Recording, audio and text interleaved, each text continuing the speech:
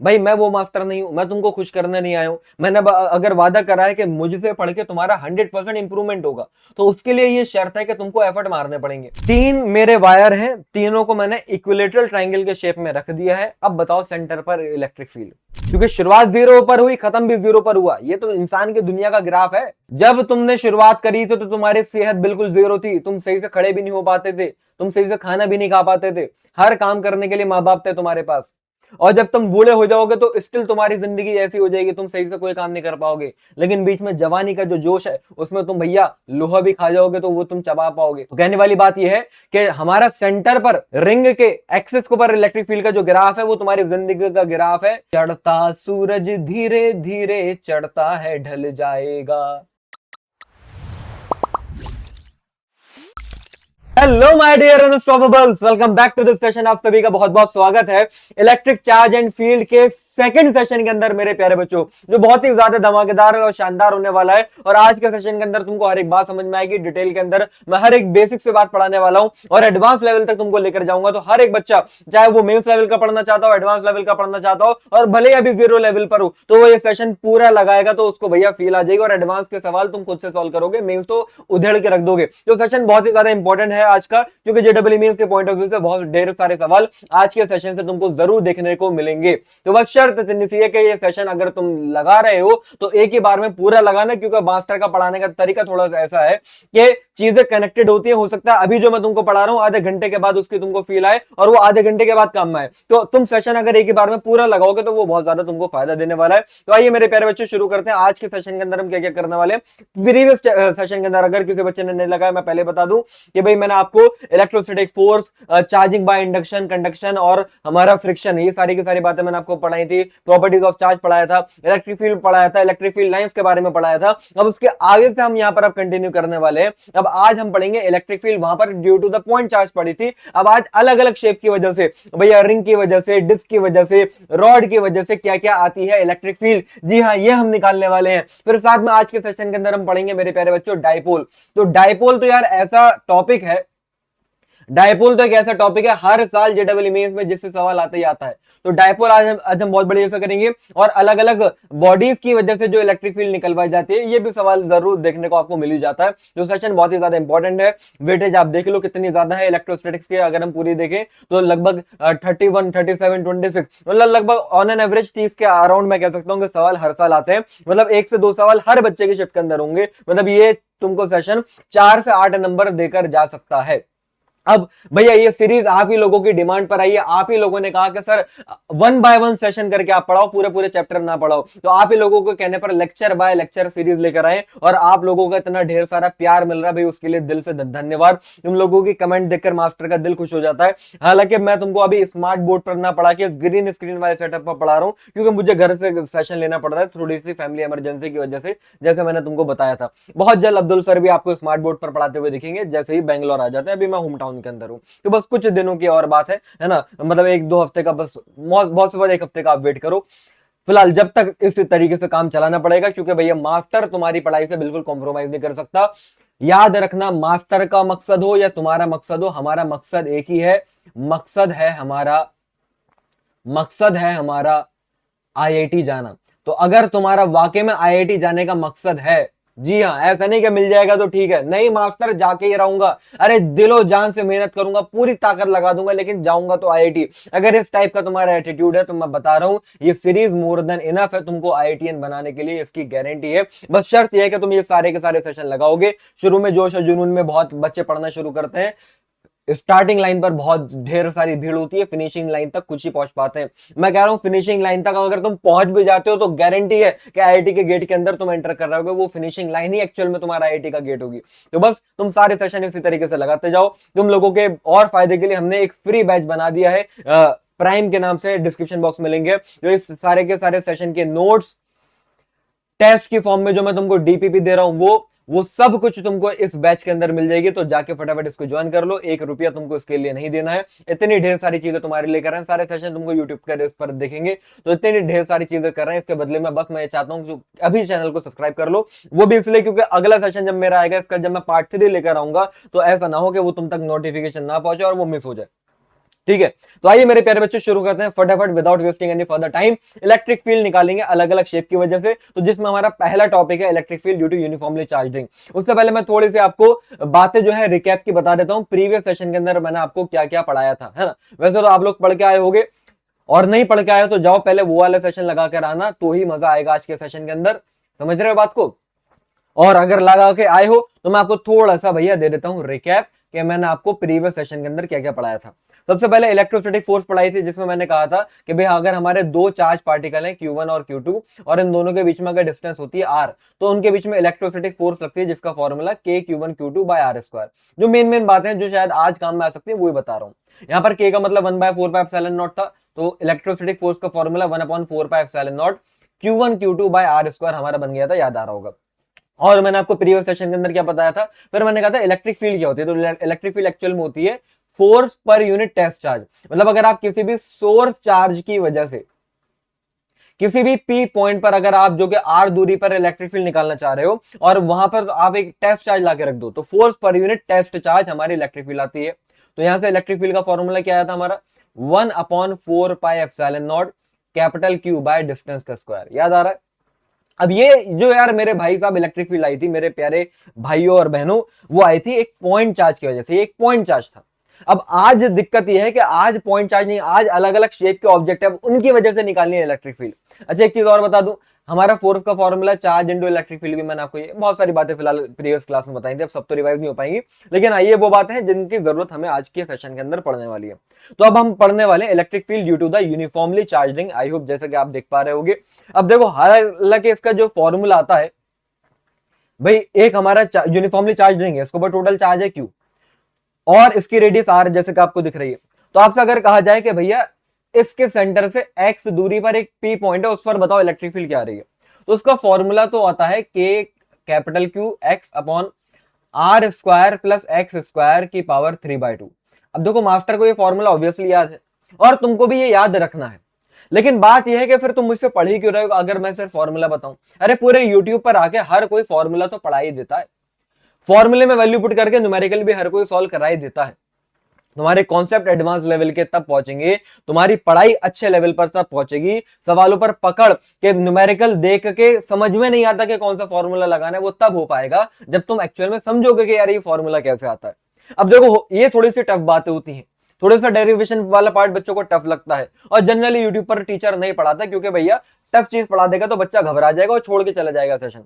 भाई मैं वो मास्टर नहीं हूं, मैं तुमको खुश करने नहीं आया हूं। मैंने अगर वादा करा है कि मुझसे पढ़ के तुम्हारा 100% इंप्रूवमेंट होगा, तो उसके लिए ये शर्त है कि तुमको एफर्ट मारने पड़ेंगे। मैं पहले तुमसे कह रहा हूं कि भाई साहब मुझे वो बच्चे नहीं चाहिए जो भैया यूट्यूब पर सिर्फ खुश होने के लिए आते हैं, झूठी अपने तसल्ली देने के लिए आते हैं कि हाँ हमको चैप्टर आ गया, आता कुछ नहीं है। मैं तो ऐसे पढ़ाऊंगा कि अगर तुमने सेशन देख लिया तो समझ में आ ही जाएगा। तो लेकिन इसके लिए शर्त है कि तुमको एफर्ट मारने पड़ेंगे। तो मैं शुरुआती एक ऐसे टॉपिक से कर रहा हूं जिसको समझने के लिए दिमागी तौर पर तुमको काफी थकान महसूस होगी और काफी मेहनत करनी पड़ेगी। अब अगर तुम ये समझ जाते हो तो पूरा सेशन स्मूथ जाएगा, क्योंकि इस लेवल के मास्टर पूरे सेशन के अंदर करने वाला बात है। ठीक है, तो सबसे पहली बात यह है कि इलेक्ट्रिक फील्ड हमें निकालना है due to the uniformly charge ring. तो भाई साहब यहां पर मैंने एक रिंग बना लिया। रिंग समझ रहे हो कैसा है, रिंग ऐसा छल्ला नहीं है, रिंग एक्चुअल में ऐसा छल्ला है। रिंग ऐसा नहीं है, रिंग ऐसा है। मतलब आप रिंग को सामने से नहीं, आप रिंग को साइड से देख रहे हो। अब साइड से देखोगे तो बिल्कुल आपको एक लाइन दिखेगी, लेकिन इसलिए मैंने थोड़ा सा हल्का सा आड़ा करके दिखाया।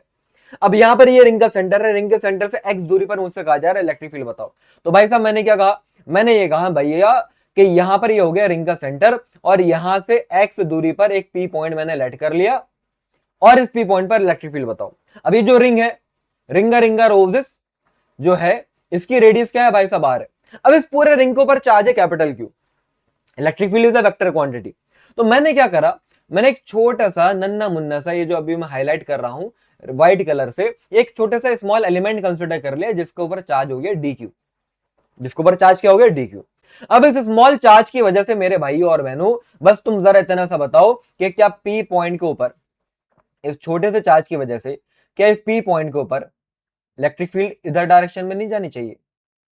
और वो इलेक्ट्रिक फील्ड भी स्मॉल होगी तो उसको ई ना लिख के डी लिख दिया मैंने, कोई तकलीफ किसी को? अच्छा मैंने कहा कि यार ये एंगल बन रहा है थीटा।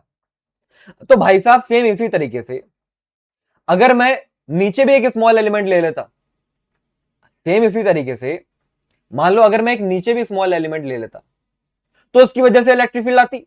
हाँ सर बिल्कुल आती। तो भैया उसकी वजह से इलेक्ट्रिक फील्ड किधर जाएगी? मास्टर जी उसकी वजह से जब इलेक्ट्रिक फील्ड आप दिखाएंगे तो उसकी वजह से इलेक्ट्रिक फील्ड कुछ ऐसे जाएगी। मतलब कितनी इलेक्ट्रिक फील्ड दिखा दूं? सर जी इधर भी क्या क्या दिखाना, वही दिखाना जो आपने उधर दिखाया। इधर भी स्मॉल एलिमेंट है तो उसकी वजह से इलेक्ट्रिक फील्ड दी, और ये भी एंगल थीटा है क्योंकि भैया सिमेट्रिक फिगर है। अच्छा, अब अगर मैं इस लाइन को डॉटेड आगे बढ़ा दूं तो थोड़ा बहुत कंपोनेंट करना जानते हो, थोड़ा बहुत वेक्टर तो सीख कर आयोगे। देखो अगर ये थीटा है तो वर्टिकली ऑपोजिट एंगल से ये थीटा, ये ऊपर वाला थीटा तो ये नीचे वाला भी थीटा। तो अगर मैं ऊपर वाले डी के कंपोनेंट करता हूं तो इधर आ रहा मेरे प्यारे बच्चे डी कॉस थीटा, और ऊपर जा रहा है ऐसे करके डी साइन थीटा। बात समझ में आ रही है? बोलो हाँ या ना। अरे बोलो भाई। ऐसे डी नीचे जा रहा है तो इसकी वजह से एक और कंपोनेंट कर रहा है तो डी कॉस थीटा इधर आएगा, और भैया डी साइन थीटा नीचे जाएगा। क्या बात ऑब्जर्व करी कि ऊपर भी डी साइन थीटा नीचे भी D sine theta, magnitude same है, डायरेक्शन ऑपोजिट है, तो एक दूसरे को कैंसिल आउट कर देंगे। तो जो भी इलेक्ट्रिक फील्ड आएगी वो डी कॉस थीटा आएगी, और इस रिंग की प्लेन के परपेंडिकुलर, जी हाँ रिंग की प्लेन के परपेंडिकुलर इलेक्ट्रिक फील्ड आएगी। तो नेट इलेक्ट्रिक फील्ड क्या लिख दूं? अब देखो यहां पर तुम पता क्या हरकत करोगे, तुम लिख दोगे 2d cos थीटा। नहीं भाई साहब, यहां पर मैं लिखूंगा d cos थीटा का इंटीग्रेशन। अब ये क्यों करा भाई? दो एलिमेंट दिखाए तो दो डी cos थीटा है। अब इस रिंग के ऊपर टोटल कितने एलिमेंट है मुझे क्या मालूम, लेकिन सारे एलिमेंट की अगर मुझे निकालनी है इलेक्ट्रिक फील्ड तो इंटीग्रेट करना पड़ेगा। इंटीग्रेशन का हम इस्तेमाल करते हैं फिजिक्स में आसान बनाने के लिए। इंटीग्रेशन आए साफ जब आए तो घबराओ मत, वो आसान करने के लिए चीजों को। अब फिलहाल इलेक्ट्रिक फील्ड का फॉर्मूला, सर जी इलेक्ट्रिक फील्ड का फॉर्मूला के क्यू बाय आर स्क्वायर। तो स्मॉल इलेक्ट्रिक फील्ड का फॉर्मूला के, स्मॉल चार्ज हमारा डी क्यू, और यहां से यहां तक की डिस्टेंस तो हाइपोटेनियस है। हाँ भाई साहब, अरे ये एक्स है ये आर है तो ये अंडर रूट में R square plus X square. भाई चार्ज से पॉइंट की दूरी लोगे तो उसका स्क्वायर करोगे तो रूट हट जाएगा, तो ये R square plus X square. बात समझ में आ रही है नहीं आ रही? तो यहां पर देखो डी की जगह पर मैंने क्या लिखा, के डी क्यू अपॉन में R square plus X square. K Q by distance का स्क्वायर होता था तो डिस्टेंस का स्क्वायर करा, रूट हट गया। ये मत कहना सर ये रूट कहां पर गया, समझ में नहीं आ रही बात भाई। तरीके से जरा एफर्ट मारो आप। अब कॉस थीटा की बात करते हैं। कॉस थीटा क्या होता है? Base upon hypotenuse. तो ट्रायंगल में आओ, बेस कितनी है? एक्स। बेबी को बेस पसंद है तो बेबी को एक्स पसंद है। भाई तुम्हारा काम हो चुका है, ठीक है बेबी को एक्स पसंद आ चुका है, दोबारा से तुम भैया वाई बन चुके हो फिलहाल। तो कॉस थीटा का फॉर्मूला बेस अपॉन हाइपोटेन्यूज, तो बेस एक्स आ गई और हाइपोटेन्यूज क्या आ गई? अंडर रूट में R square plus X square. Integrate कर दो। अब क्या करेंगे इंटीग्रेट?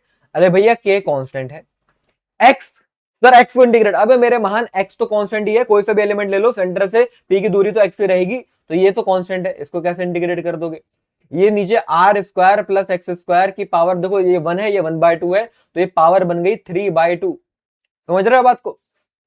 तो ये भी कांस्टेंट। अब तो भैया इंटीग्रेट काय को करूं? डी क्यू को इंटीग्रेट करूं, और मुझे दे रखा है कि भाई टोटल रिंग का चार्ज है कैपिटल क्यू। तो यहां से मेरी जो नेट इलेक्ट्रिक फील्ड आ रही है एट पी पॉइंट वो क्या आ रही है? के डी क्यू का इंटीग्रेशन हो गया कैपिटल क्यू एक्स अपॉन में R square plus X square की पावर 3/2। अगर तुम वो बच्चे हो जिसके दिमाग में ये थॉट आ रहा है कि मास्टर ने क्यों कराई, हमें तो सिर्फ फॉर्मूले बता दो सर, वैल्यू में पुट कर देंगे, न्यूमेरिकल कराओ आंसर आ जाएगा, तो ऐसे वाले अगर तुम बच्चे हो तो मैं बता रहा हूं तुम लंबी रेस के घोड़े नहीं हो। सॉरी टू से, बुरा मत मानिएगा। लंबी रेस का घोड़ा वो है जिसको ये देखकर मजा आया, समझ में आया कि ओहो अबे ऐसे आता है ये, अच्छा आज बात समझ में आई। वो है लंबी रेस का घोड़ा, ठीक है। अब आइए थोड़ा सा ग्राफिकली समझते हैं। अगर मैं आपसे कहूं कि भाई सेंटर पर बताओ इलेक्ट्रिक फील्ड कितनी, सवाल तो मैं तुमको डेरिवेशन में करा दूंगा, वो तो बस तुम्हारे दिल तसल्ली के लिए न्यूमेरिकल अभी हम करेंगे। सेंटर पर बताओ इलेक्ट्रिक फील्ड, तो सर सेंटर पर एक्स की वैल्यू क्या? 0। सेंटर पर एक्स की वैल्यू 0, तो ऊपर फॉर्मूले में एक्स की जगह पर 0 रखना मेरे भाई। इलेक्ट्रिक फील्ड क्या आ रही है? 0। समझे? इलेक्ट्रिक फील्ड क्या आ रही है? 0। अच्छा आगे, अगर कोई हमसे कहे कि भाई इंफिनिटी पर बताओ, इन्फिनिटी, तो अब इन्फिनिटी पर एक्स की जगह पर इन्फिनिटी रखेंगे। अब सर जी इन्फिनिटी पर अगर पूछा जा रहा है तो ऊपर इन्फिनिटी है, लेकिन अगर आप देखो नीचे एक्स के स्क्वायर की पावर 3/2, तो अगर मैं सिर्फ एक्स को कंसिडर करूं तो एक्स का क्यूब हो गया। भाई यार एक्स के स्क्वायर की पावर 3/2, तो 2 से 2 कट गया ना, तो कहीं ना कहीं एक्स का क्यूब हो गया। एक्स के टर्म्स में अगर हम देखें तो ऊपर एक्स है और नीचे एक्स का क्यूब है। मतलब अगर ऊपर इन्फिनिटी रखूंगा तो नीचे इन्फिनिटी का क्यूब है, मतलब कहीं ना कहीं नीचे इन्फिनिटी आएगा। और जब इन्फिनिटी नीचे आता है तो वो टर्म भी जीरो हो जाती है, मतलब स्टिल इन्फिनिटी पर इलेक्ट्रिक फील्ड जीरो। ये हो गई मैथमेटिकली बात। कॉमन सेंस से सोचो, अरे भाई इलेक्ट्रिक फील्ड डिस्टेंस के स्क्वायर के इनवर्सली प्रोपोर्शनल थी जनरली, तो जितना दूर जाते जाओगे इलेक्ट्रिक फील्ड कम होती जाएगी, तो इन्फिनिटी पर जाकर जीरो हो जाएगी, डेट्स इट। अब सेंटर पर भी जीरो, इन्फिनिटी पर भी जीरो, मतलब बीच में कहीं ना कहीं मैक्सिमम हुई होगी, क्योंकि शुरुआत जीरो पर हुई, खत्म भी जीरो पर हुआ। ये तो इंसान की दुनिया का ग्राफ है, ये तुम्हारा लाइफ है, ये तुम्हारी सेहत का ग्राफ है। जब तुमने शुरुआत करी थी तो तुम्हारी सेहत बिल्कुल जीरो थी, तुम सही से खड़े भी नहीं हो पाते थे, तुम सही से खाना भी नहीं खा पाते थे, हर काम करने के लिए माँ बाप थे तुम्हारे पास। और जब तुम बूढ़े हो जाओगे तो स्टिल तुम्हारी जिंदगी ऐसी हो जाएगी, तुम सही से कोई काम नहीं कर पाओगे। लेकिन बीच में जवानी का जो जोश है उसमें तुम भैया लोहा भी खा जाओगे तो वो तुम चबा पाओगे। तो कहने वाली बात यह है कि हमारा सेंटर पर रिंग के एक्सिस के ऊपर इलेक्ट्रिक फील्ड का जो ग्राफ है वो तुम्हारी जिंदगी का ग्राफ है। चढ़ता सूरज धीरे धीरे चढ़ता है, ढल जाएगा। समझ रहे हो? पहले ये सूरज चढ़ा, मैक्सिमम पर पहुंचा, फिर वापस देखो ये लगभग इन्फिनिटी पर आता था, जीरो पर अप्रोच कर जाएगा। तो वाई एक्सिस पर इलेक्ट्रिक फील्ड, एक्स एक्सिस पर मैंने क्या ले लिया, एक्स की वैल्यू ले ली है। अब ये मैक्सिमम कब होगा? अब ये मैक्सिमम पता करने के लिए फिर से मैथ्स का इस्तेमाल करूंगा। तो मैक्सिमम इलेक्ट्रिक फील्ड के लिए मैक्सिमम मिनिमम जैसी चीज पढ़ी है। अब यार नहीं पढ़ी तो इसमें मेरा दोष नहीं है, ये मैथ्स की बात है। आप दो बार डिफरेंशिएट करके जीरो के बराबर करते हो तो वहां पर से मैक्सिमम मिनिमम आता है। अब वो मैं अभी यहां पर नहीं कराऊंगा क्योंकि बहुत मैथमेटिकल बात हो जाएगी। याद रखना कि अगर एक्स की वैल्यू r/√2 हो मेरे प्यारो, क्या एक्स की वैल्यू अगर r/√2 हो तो इस पोजिशन पर हमारी इलेक्ट्रिक फील्ड मैक्सिमम आती है। मतलब ये जो अभी आप मैक्सिमम वाला ग्राफ देख रहे हो वो r/√2 वाली पोजिशन पर देख रहे हो। बात समझ में आ रही? r/√2 वाली पोजीशन। ये पूरा टॉपिक मैंने इलेक्ट्रिक फील्ड का आपको पढ़ा दिया है on the axis of the ring. है बात क्लियर? और इसी के बहाने मैंने आपको ये भी टॉपिक पढ़ा दिया कि अगर रिंग हमारा पूरा हो, ये पूरा रिंग हो, तो रिंग के सेंटर पर इलेक्ट्रिक फील्ड क्या आएगी? अभी तो पढ़ाया। रिंग के सेंटर पर इलेक्ट्रिक फील्ड क्या आएगी? रिंग के सेंटर पर इलेक्ट्रिक फील्ड जीरो आएगी। इसको एक बार अच्छे से देख लीजिए, फिर मैं आगे बढ़ता हूं और थोड़ा आपको सवालों की तरफ लेके चलूंगा। चले भाई आ जाओ, फटाफट आ जाओ भैया, फटाफट देख लीजिए। ये सारी की सारी डेरिवेशन वगैरह मैंने आपको इससे आसान तरीके से आपको ये सब करके दिखा दिए, बाकी इसके पूरे नोट्स आपको मिल जाएंगे। ठीक है, तो पहला सवाल आप ही सभी के सामने कि भाई graphical representation of electric field बताइए with the distance centre of a uniformly charge ring. Uniformly charge ring के सेंटर से जैसे जैसे आप दूर जाते जाओगे तो इलेक्ट्रिक फील्ड का ग्राफ कुछ कुछ कैसा दिखेगा। तो अभी जस्ट मैंने आपको बताया है, option C is the correct answer. ये ऐसे सवाल जो मैंने अभी आपको करा है ये डायरेक्ट ऐसे ही पूछ लिए जाते हैं, समझ रहे हो? ये आपसे ऐसे ही पूछ ले जाएंगे मेरे प्यारे बच्चों। आई होप विजिबल होगा। लो भैया मैं साइड में हो जाता हूँ, तुम लोग कहते हो सर दिखता नहीं है, ले भाई साइड हो गया। और बता, मास्टर को साइड लाइन कर दिया तुमने, शाबाश। और बढ़े आगे, वाह वाह वाह। अब ये देख लो, अब ये थोड़ा सा अच्छा सवाल है, ये सवाल करने में मजा आया। इसमें कहा गया है कि एक रिंग है, लेकिन रिंग में 0.002 पाई मीटर का गैप है। यार देखो, पूरा अगर रिंग होता तो सेंटर पर इलेक्ट्रिक फील्ड क्या आती? जीरो। तो ये इन्होंने सवाल दिया ही नहीं। सवाल अच्छा करने के लिए इन्होंने पता क्या कर दिया, उन्होंने कहा कि हमने रिंग में से इतना पोर्शन को गायब कर दिया, तो इस पोर्शन की लेंथ है 0.002 पाई। अब बताओ इस रिंग पर इलेक्ट्रिक फील्ड क्या आएगी? तो देखो बहुत सिंपल सी बात है, कॉमन सेंस से सोचो। यार देखो, अगर मैं इधर एक स्मॉल एलिमेंट कंसिडर करूं, पॉजिटिव का चार्ज अगर है तो उसकी वजह से इलेक्ट्रिक फील्ड इधर जा रही है, और इधर स्मॉल एलिमेंट कंसिडर करूं तो उसकी वजह से इलेक्ट्रिक फील्ड इधर जा रही है। तो मैं आपको यह भी बात समझा रहा हूं कि भैया सेंटर पर इलेक्ट्रिक फील्ड एक्चुअल में जीरो होती क्यों है अगर रिंग है तो? क्योंकि हर पार्ट के इलेक्ट्रिक फील्ड को सामने एक और बैठा है इलेक्ट्रिक फील्ड अपोज करने के लिए। समझ रहे हो? हर एक पार्ट को अपोज करने के लिए सामने कोई ना कोई दूसरा बैठा है। लेकिन अब तुमने यहां पर क्या करा, तुमने क्योंकि इतने पोर्शन को गायब कर दिया, तो ये जो नीचे वाला पोर्शन है, अब इतने पोर्शन को काटने वाला कोई नहीं बचा। बात समझ में आ रही मैं क्या कह रहा हूं? भाई साहब, ऊपर वाला पोर्शन को नीचे वाला पोर्शन भी काट रहा था, लेकिन ऊपर वाले पोर्शन को ही हमने गायब कर दिया। तो अब इस नीचे वाले पोर्शन की वजह से इतने पोर्शन की वजह से ऊपर ऐसे इलेक्ट्रिक फील्ड आएगी यार, मतलब इस बार नेट इलेक्ट्रिक फील्ड जीरो नहीं होगी। अब क्या क्या आएगी, कैसे आएगी? तो भैया ये बहुत छोटा है, 0.002 पाई, बहुत छोटा पॉइंट ऑब्जेक्ट है। तो पॉइंट ऑब्जेक्ट के लिए इलेक्ट्रिक फील्ड का फॉर्मूला के। अरे घबराओ मत, तुम्हारी लाइट नहीं गई है, कोई अंधेरा नहीं हुआ है। जिस तरीके का अभी अंधेरा तुमने देखा था, मुझे पता है कि कुछ कुछ इसी तरीके का अंधेरा चल रहा है तुम्हारी जेडब्ल्यू की प्रिपरेशन में, लेकिन कोई बात नहीं, इसको अंदर रोशनी जलाने मैं तुम्हारे सामने आ चुका हूं। आपको ना इस टाइम पर कोई ना कोई इंसान चाहिए जो ये बताए भाई इस हफ्ते तुमको क्या क्या टॉपिक्स पढ़ने हैं और किस तरीके से पढ़ना है, क्योंकि अच्छे तरीके से आप मॉनिटर चीजों को रखोगे ना तो आपकी तैयारी अच्छी जाती है। और आप भी चाहते हो कोई ना कोई ऐसा हो जो यार मेरा पूरा ट्रैक रख पाए। और आपने एक हफ्ते में जितना पढ़ा है वो पढ़ने के बाद आपने कितना अच्छे तरीके से उसके ऊपर सवाल बनाए हैं, एक टेस्ट के तौर पर तुमको पता चल जाए कि भाई मैं अभी किस लेवल पर हूं और कितना पढ़ने के बाद मैं कितने नंबर लेकर आ पा रहा हूं। तो परेशान मत हो, ये सारी मुसीबतों का हल तुम्हें मिल चुका है, जो है हमारी एकलव्य टेस्ट सीरीज। मेरे प्यारे बच्चों, एकलव्य टेस्ट सीरीज ये पूरे का पूरे भैया जेडब्ल्यू की तैयारी करने वाले स्टूडेंट्स के लिए एक लौती ऐसी टेस्ट सीरीज है जिससे मैक्सिमम नंबर ऑफ सवाल हर साल जेडब्ल्यू मेंस के अंदर आते हैं। और वो कैसे? क्योंकि हम पुराने 5-6 साल का पूरा एनालिसिस करते हैं कि क्या पैटर्न रह रहा है और क्या चेंज होता है, और उसी के बेसिस पर 2026 में चाहे जनवरी अटेम्प्ट हो या अप्रैल अटेम्प्ट हो, 80% से ज्यादा सवाल एज इट इज हमारी इस टेस्ट सीरीज से रखे हुए थे। ये तुम्हारे लिए बहुत फायदेमंद होगी, तो मैं चाहूंगा हर एक बच्चे इस टेस्ट सीरीज को जरूर लगाए। ये तुम्हारी जेडब्ल्यू की जर्नी का सबसे बेस्ट डिसीजन होगा, अब्दुल सर का ये बात है। आइए अब यहां से अपना लेक्चर कंटिन्यू करते हैं। तो क्यू बाय आर स्क्वायर, यार ये तो हमें मालूम है, इसलिए तो मैंने तुमको कल वाली बातें भी पढ़ाई जो प्रीवियस क्लास में कराई थी कि के क्यू बाय आर स्क्वायर लगा दो। अब के की वैल्यू सर जी 9 × 10 की पावर 9, डिस्टेंस कितना है? रेडियस के बराबर, तो 0.5 का स्क्वायर। अब चार्ज कितना लें समझो, रिंग के ऊपर टोटल है 1 कूलम का चार्ज। तो सुनो सुनो सुनो सुनो, देखो भाई, जब पूरा रिंग था तो मतलब सरकमफेरेंस या फिर लेंथ थी 2πr, तो जब लेंथ थी 2πr तो चार्ज आ रहा था 1। बच्चों वाला मेथड, यूनिटरी मेथड लगा रहा हूं। जब पूरा रिंग है तो चार्ज आ रहा था 1। अब मैं कह रहा हूं अगर लेंथ 1 हो जाए तो चार्ज क्या आएगा? 1/2πr। मैं कह रहा हूं कि अब अगर लेंथ क्या हो जाए? 0.002 पाई, तो अब चार्ज क्या आएगा? तो 1/2πr मल्टीप्लाइड बाय 0.002 पाई। पाई से पाई कट गया, बात समझ में आ रही है? पाई से पाई कट गया, तो ये 0.001/r आ रहा है। ये फिर बोले तो ऊपर से पॉइंट हटाऊंगा तो नीचे 1000r आ रहा है। तो चार्ज मेरा इतने छोटे से पॉइंट पर, हो सकता है तुमको ये बात समझ में नहीं आए, इसको रिपीट करके 2 बार 3 बार देखना।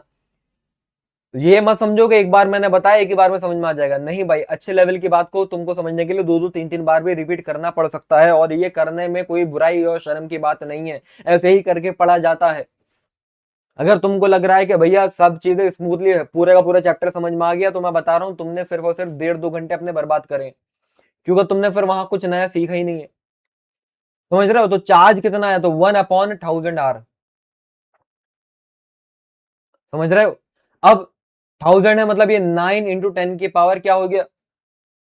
ऊपर बना 6 और नीचे देखो r तो 0.5 था ना, तो ये 0.5 का क्यूब हो गया। 0.5 का मतलब क्या होता है? 1/2।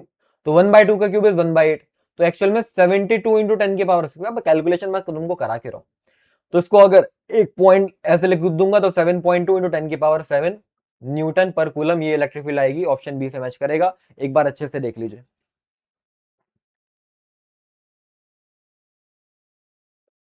ठीक है भाई, एक बार अच्छे से देख लिया आपने, आगे बढ़े। चलो, बिल्कुल सही बात है। अब ये देख लो, अब पूरे रिंग की वजह से इलेक्ट्रिक फील्ड निकालना सिखा दी, रिंग के एक्सेस पॉइंट पर इलेक्ट्रिक फील्ड निकालना सिखा दी। अब मास्टर अगर रिंग थोड़ा सा हो, छोटा सा हो, रिंग एक छोटा सा आर्क की फॉर्म में हो, अब इतना एक रिंग है, बस पतला सा वायर है, एक आर्क की फॉर्म में है जिसकी रेडियस आर है, और वो सेंटर पर एंगल बना रहा है भैया थीटा। सेंटर पर एंगल बना रहा है, मैंने क्या बोला कि थीटा। तो अब बताओ इलेक्ट्रिक फील्ड क्या आएगी? पहली बात तो अगर पॉजिटिव है तो ऐसे नीचे की तरफ आएगी, नेगेटिव है तो ऊपर की तरफ हो जाएगी ऐसे। फिलहाल अब आएगी कितनी, इसकी भी पूरी डेरिवेशन, थोड़ा थोड़ा वही कहानी थोड़ी सी फील दे देता हूं। यहां पर एक स्मॉल एलिमेंट कंसिडर करोगे जिसका चार्ज हो जाएगा dq। अब dq की वजह से इलेक्ट्रिक फील्ड दिखाओगे, फिर उसके कंपोनेंट करोगे, साइन थीटा वाले कैंसिल आउट हो जाएंगे, कॉस थीटा वाले नीचे आ जाएंगे, फिर उसका इंटीग्रेशन होगा। अब मैंने तुमको फील्ड दे दी, डेरिवेशन मैं आपको ये नहीं करा रहा कि एग्जाम में डेरिवेशन करने को आएगी, बस इतना कि तुमको एटलीस्ट पता तो हो कि ये चीजें चल कैसे रही हैं। रट्टू तोता बनाने नहीं आया मैं। अब मैंने एक बार वहां करा दिया, यहां कराने की जरूरत नहीं है, टाइम सेव करते हैं थोड़ा सा। तो अब यहां पर इलेक्ट्रिक फील्ड का डेरिवेशन करके जो फॉर्मूला आता है मेरे प्यारे बच्चों, वो आता है 2k lambda by R sine theta by 2। याद रखना यहां पर थीटा का आधा है, साइन थीटा बाय 2 सुनने में कुछ और लगता है। एक होता है साइन थीटा को 2 से डिवाइड कर दिया, और एक है साइन थीटा को 2 से डिवाइड कर दिया। तो यहां पर थीटा को 2 से डिवाइड करा जा रहा है। अब यार ये फॉर्मूला सही है या गलत है पता कर लेते हैं ना भाई। अगर मैं कहता हूं पूरा रिंग होता, तो पूरा रिंग सेंटर पर कितना एंगल बनाता है मेरे भाई? पूरा रिंग सेंटर पर मास्टर जी एंगल बनाता है, हेलो, पूरा रिंग सेंटर पर एंगल बनाता है मास्टर जी 360। अच्छा, तो यहां पर 360 रखो, तो साइन 180 बन गया, साइन 180 जीरो हो गया, इलेक्ट्रिक फील्ड जीरो आ गई। हाँ सर जीरो तो आ रही थी। मैं कह रहा हूं आधा रिंग है, मैं ये भाई पूरा रिंग हो गया, ये कंप्लीट रिंग है। अगर मैं कह रहा हूं सेमी सर्कुलर रिंग है, तो सेमी सर्कुलर रिंग है, तो सेमी सर्कुलर रिंग सेंटर पर एंगल बना रहा होगा 180 का। तो फॉर्मूले में अब तुम क्या करोगे, थीटा की जगह पर 180, तो वो बन गया 180 बाय 2 मतलब साइन 90, साइन 90 होता है 1, तो सेंटर पर electric field 2 K lambda by are आ गई। मैं कह रहा हूं सेमी का भी सेमी सर्किल एक क्वाड्रेंट टाइप का है, क्या दिक्कत है? थीटा की जगह पर 90, तो यहां पर बन जाएगा 145, तो वो फिर तुम्हारा आएगा I think √2 K lambda by are. इतना तो तुम दिमाग में कर सकते हो, ठीक है। फिलहाल मैंने आपको फॉर्मूला बता दिया है, आइए इसके ऊपर भी कुछ कुछ सवाल करते हैं और क्यों इंपॉर्टेंट है। जेडब्ल्यू में 2026 अभी ताजा ताजा अप्रैल शिफ्ट में ही आया हुआ सवाल है, अप्रैल शिफ्ट में आया हुआ सवाल, हल्के में मत लेना भाई साहब। आइए देखते हैं। तो कहा जा रहा है थिन हाफ रिंग, पहले दिमाग में चमक गया मास्टर जी। अभी आधे रिंग के लिए आपने पीछे बताया कि इलेक्ट्रिक फील्ड का formula 2 K lambda by are, क्योंकि आधा रिंग है तो थीटा 180 और वो साइन 90 हो गया। दोबारा लिख के बताऊं क्या? अभी तो पीछे बताया, आधे रिंग की वजह से इलेक्ट्रिक फील्ड, जाओ पीछे जाके देखो 2 के लैम्डा बाय आर आई। अच्छा रेडियस दे रखी है, आर की वैल्यू 0.35 रख देना, कैलकुलेशन वाला पार्ट तुम्हारे ऊपर छोड़ दूंगा मैं।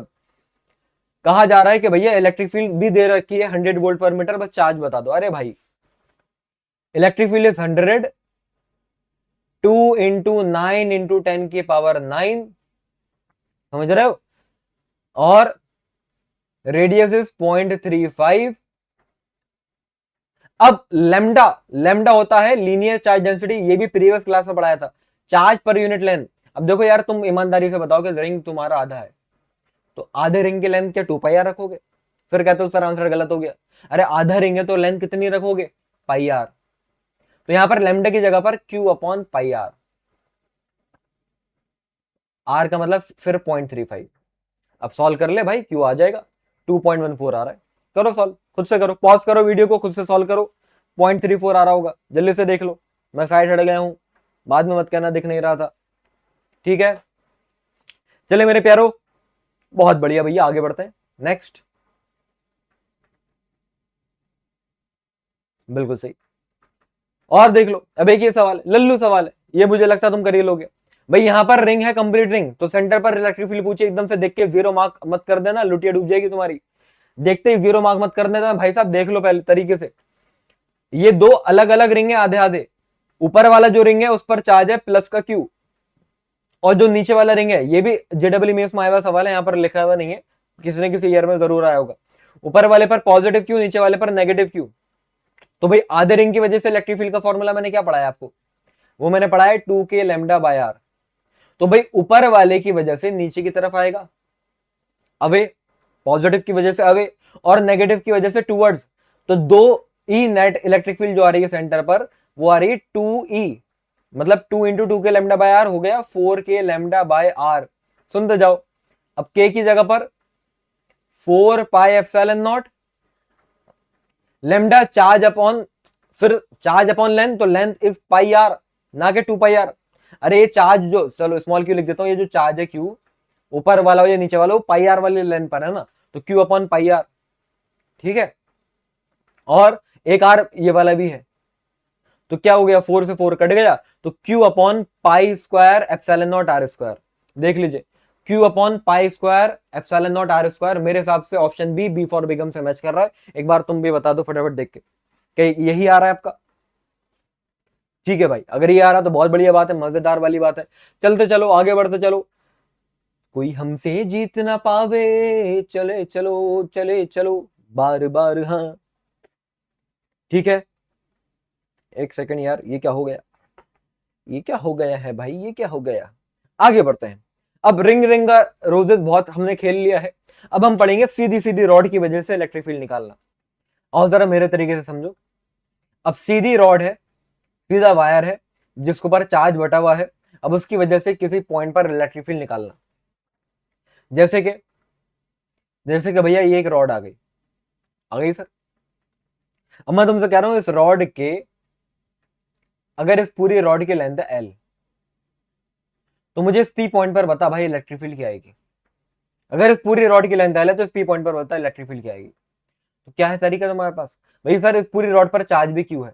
वो तो तुम्हारी बात ठीक है अपनी जगह पर, लेकिन भैया यहां पर चार्ज होगा तो उसकी वजह से इलेक्ट्रिक फील्ड कुछ और, यहां पर होगा तो इलेक्ट्रिक फील्ड कुछ और। क्यों? क्योंकि डिस्टेंस अलग अलग है ना पी पॉइंट से। तो फिर वही कहानी, मैं क्या करूंगा, मैं एक नन्ना मुन्ना सा राही हूं, देश का सिपाही हूं, तो मैं एक छोटा सा small element D Q consider कर लूंगा, जो कि पी पॉइंट से मैं मान लेता हूं एक्स दूरी पर है। अगेन डेरिवेशन आ रही है, थोड़ा सा फोकस के साथ सुनिएगा। अच्छा, इस रॉड की लेंथ टोटल तो एल है, लेकिन पी से ये रॉड का ए पॉइंट, ये रॉड का बी पॉइंट, तो पी से ए पॉइंट की दूरी को मैं आर भी मान लेता हूं। अभी मुझे थोड़ी सी आसानी होगी लिमिट लेने में फिलहाल। तो भाई इस स्मॉल एलिमेंट की वजह से बताओ पी पॉइंट पर इलेक्ट्रिक फील्ड। तो सर जी इलेक्ट्रिक फील्ड भी तो स्मॉल ही है। कितनी आ रही है भैया, के चार्ज की जगह पर डी क्यू बाई डिस्टेंस का square that is x square. खत्म कहानी। टोटल इलेक्ट्रिक फील्ड निकालनी है तो क्या करोगे, इंटीग्रेट करोगे। तो टोटल इलेक्ट्रिक फील्ड निकालनी है तो इंटीग्रेट जब आप करोगे तो कहां से कहां की लिमिट लगाओगे भैया, लिमिट ए से बी तक की लगेगी। तो अब ए की दूरी पी पॉइंट से है आर, और बी की पूरी दूरी पी पॉइंट से आर प्लस एल, समझे। तो देखो पहली बात तो ये के बाहर लिया मैंने, और दूसरी बात ये डी क्यू है। मैंने आप लोगों को कल ये बात पढ़ाई थी प्रीवियस क्लास के अंदर, फिर वही बात है कि लेमडा का फॉर्मूला चार्ज अपॉन लेंथ होता है, तो चार्ज का फॉर्मूला लेमडा इंटू लेंथ होता है। तो अगर लेंथ स्मॉल हो, मैं मान लेता हूं कि स्मॉल एलिमेंट की लेंथ है dx, तो फिर dq का फॉर्मूला क्या हो जाएगा, लेमडा dx हो जाएगा। dq का फॉर्मूला क्या हो जाएगा, लेमडा dx हो जाएगा। तो समझे। तो यहां पर ये k है, dq का मतलब यहां पर लेमडा dx हो गया, और नीचे ये एक्स स्क्वायर आ गया। क्लियर है। तो अब यहां से आप देखो इलेक्ट्रिक फील्ड क्या आएगी, तो भाई k लेमडा, तो अब इंटीग्रेशन करना है आपको 1/x स्क्वायर dx का। जी हाँ, सुनते जाओ जरा तरीके से। तो ये 1/x स्क्वायर का इंटीग्रेशन में क्या होता है, पावर एक बढ़ जाती है, वो डिवाइड में आ जाती है। एक्चुअल में x की पावर -2 है, तो पावर बढ़ के x की पावर -1 हो जाएगी, और -1 डिवाइड में भी आएगा, तो एक्चुअल में इंटीग्रेट होके -1/x बनेगा। लिमिट कहां से कहां भैया, r से r प्लस एल, मेरे प्यारे बच्चों। तो अब बताओ क्या होगा, तो k लेमडा, अब upper limit minus lower limit करते हैं, लेकिन क्योंकि माइनस का साइन है तो ये lower limit 1/r minus upper limit 1/r plus L, ये मैंने पुट कर दिया। क्लियर है। तो यहां से अब देखो सॉल्व करके तुम्हारा ये के लेमडा ऊपर आ रहा है आई थिंक एल, अपॉन नीचे आ रहा है R into R plus L.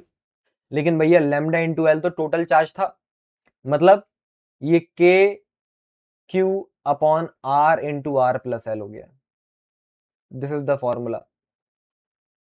इसको याद करने के मैं सीधे सीधे ट्रिक भी बता देता हूं भाई। रॉड की वजह से अगर किसी भी पी पॉइंट पर इलेक्ट्रिक फील्ड निकालनी है, तो के रॉड का total charge divided by rod से मिनिमम दूरी आर, और रॉड से मैक्सिमम दूरी आर प्लस एल, बस वो नीचे मल्टीप्लाई करा दो, डेट्स इट।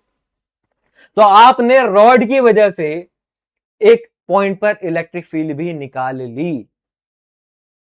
बात समझ में आ रही है।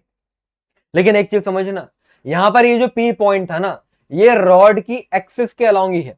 जिस एक्सिस में रॉड है उसी एक्सिस में पॉइंट आया तो ये फॉर्मूला लगेगा। लेकिन और मैं थोड़ी तगड़े लेवल की अगर बात करूं, तो अब अगर मान लो रॉड है ऐसी, और अभी सारी बातें एडवांस लेवल की हो रही है, हल्के में मत लेना। अब ये रॉड अगर ऐसी और अब पी पॉइंट जो है वो लाइन के अलोंग नहीं आ रहा, इधर आधर कहीं आ रहा है। अब बताओ भाई साहब इलेक्ट्रिक फील्ड, अब इसकी कुंडली अलग है, इसकी डेरिवेशन अलग है, और इसकी डेरिवेशन सेम ऐसी होगी जैसे जब मैं डेरिवेशन कराऊंगा मैग्नेटिक इफेक्ट्स ऑफ करंट वाले चैप्टर के अंदर, रॉड की वजह से मैग्नेटिक फील्ड निकलवाना, सेम उसी तरीके से इसकी भी होगी, लेकिन इसकी डेरिवेशन हम यहां पर करेंगे नहीं, वहां करेंगे मैग्नेटिक फील्ड में, क्योंकि इसकी डेरिवेशन का एक और तरीका है, वो है गॉसेस लॉ, जो कि तुम पढ़ोगे अगले वाले सेशन में जिसमें मैं तुमको गॉसेस लॉ पढ़ाऊंगा, वहां पर इसकी डेरिवेशन इजीली हो जाएगी। यहां पर अभी इंटीग्रेशन वगैरह करके बहुत दिमाग का दही हो जाएगा और वो वर्थ इट नहीं है। मतलब ऐसा नहीं कि डेरिवेशन तुमने सीख ली तो कुछ ज्यादा तुमको समझ में आ जाएंगी बातें, और हो सकता है तुम घबरा जाओ, इसलिए मैं इसकी डेरिवेशन नहीं करा रहा। उससे बेहतर यह है कि इसका फॉर्मूला लगाने का तरीका वो इंपॉर्टेंट है, वो सिखाऊंगा। देखो यार, मास्टर के पास पढ़ाने की कोई कमी नहीं है, मास्टर के पास कंटेंट और सवालों की कोई कमी नहीं है। मास्टर लेकिन तुमको वो पढ़ाएगा जिससे तुम्हारा आईआईटी निकल जाए, दैट्स इट। मकसद हमारा वो है, हमें पीएचडी होल्डर नहीं बनना, हमें भैया समझ रहे हो, पीएचडी थोड़ी करनी है, हमें बस उतना पढ़ना है जितना पढ़ के हमारा आईआईटी निकल जाए, और जितना पढ़ के भैया मजा आता रहे। अब डेरिवेशन इसके करके सेटिस्फेक्शन मिल जाएगा, मैं करा दूंगा, लेकिन कोई फायदा नहीं। कराऊंगा मैग्नेटिक फील्ड वाले में, कराऊंगा, एक ही बार कराऊंगा, तब तक का थोड़ा सा वेट करो। फिलहाल तो बात यह कि अगर ये हमारी रॉड है, रॉड की भैया टोटल लेंथ एल है, फिर वही बात, रॉड के ऊपर टोटल चार्ज क्यू है, तो पी पॉइंट के ऊपर इलेक्ट्रिक फील्ड जो आएगी वो दो इलेक्ट्रिक फील्ड आएंगे बच्चों। एक तो इलेक्ट्रिक फील्ड रॉड के परपेंडिकुलर जिसको हम ई परपेंडिकुलर कहेंगे, और एक इलेक्ट्रिक फील्ड रॉड की लेंथ के पैरेलल जिसको मैं ई पैरेलल बोलूंगा। समझ रहे हो? तो अब ई परपेंडिकुलर क्या होगा? अच्छा, ऊपर वाले एंड की वजह से इस पी पॉइंट पर जो एंगल बन रहा है वो है θ1, और नीचे वाले एंड की वजह से जो इस पी पॉइंट पर एंगल बन रहा है वो है θ2। Are you getting my point? ऊपर वाले की वजह से एंगल बन रहा है θ1, नीचे वाले की वजह से एंगल बन रहा है θ2। अब बताओ, अब अगर कोई मुझसे बोले कि ई परपेंडिकुलर क्या है, परपेंडिकुलरली इलेक्ट्रिक फील्ड क्या आ रही है, तो उसका फॉर्मूला है के लैम्डा बाय आर ब्रैकेट में साइन θ1 प्लस साइन θ2।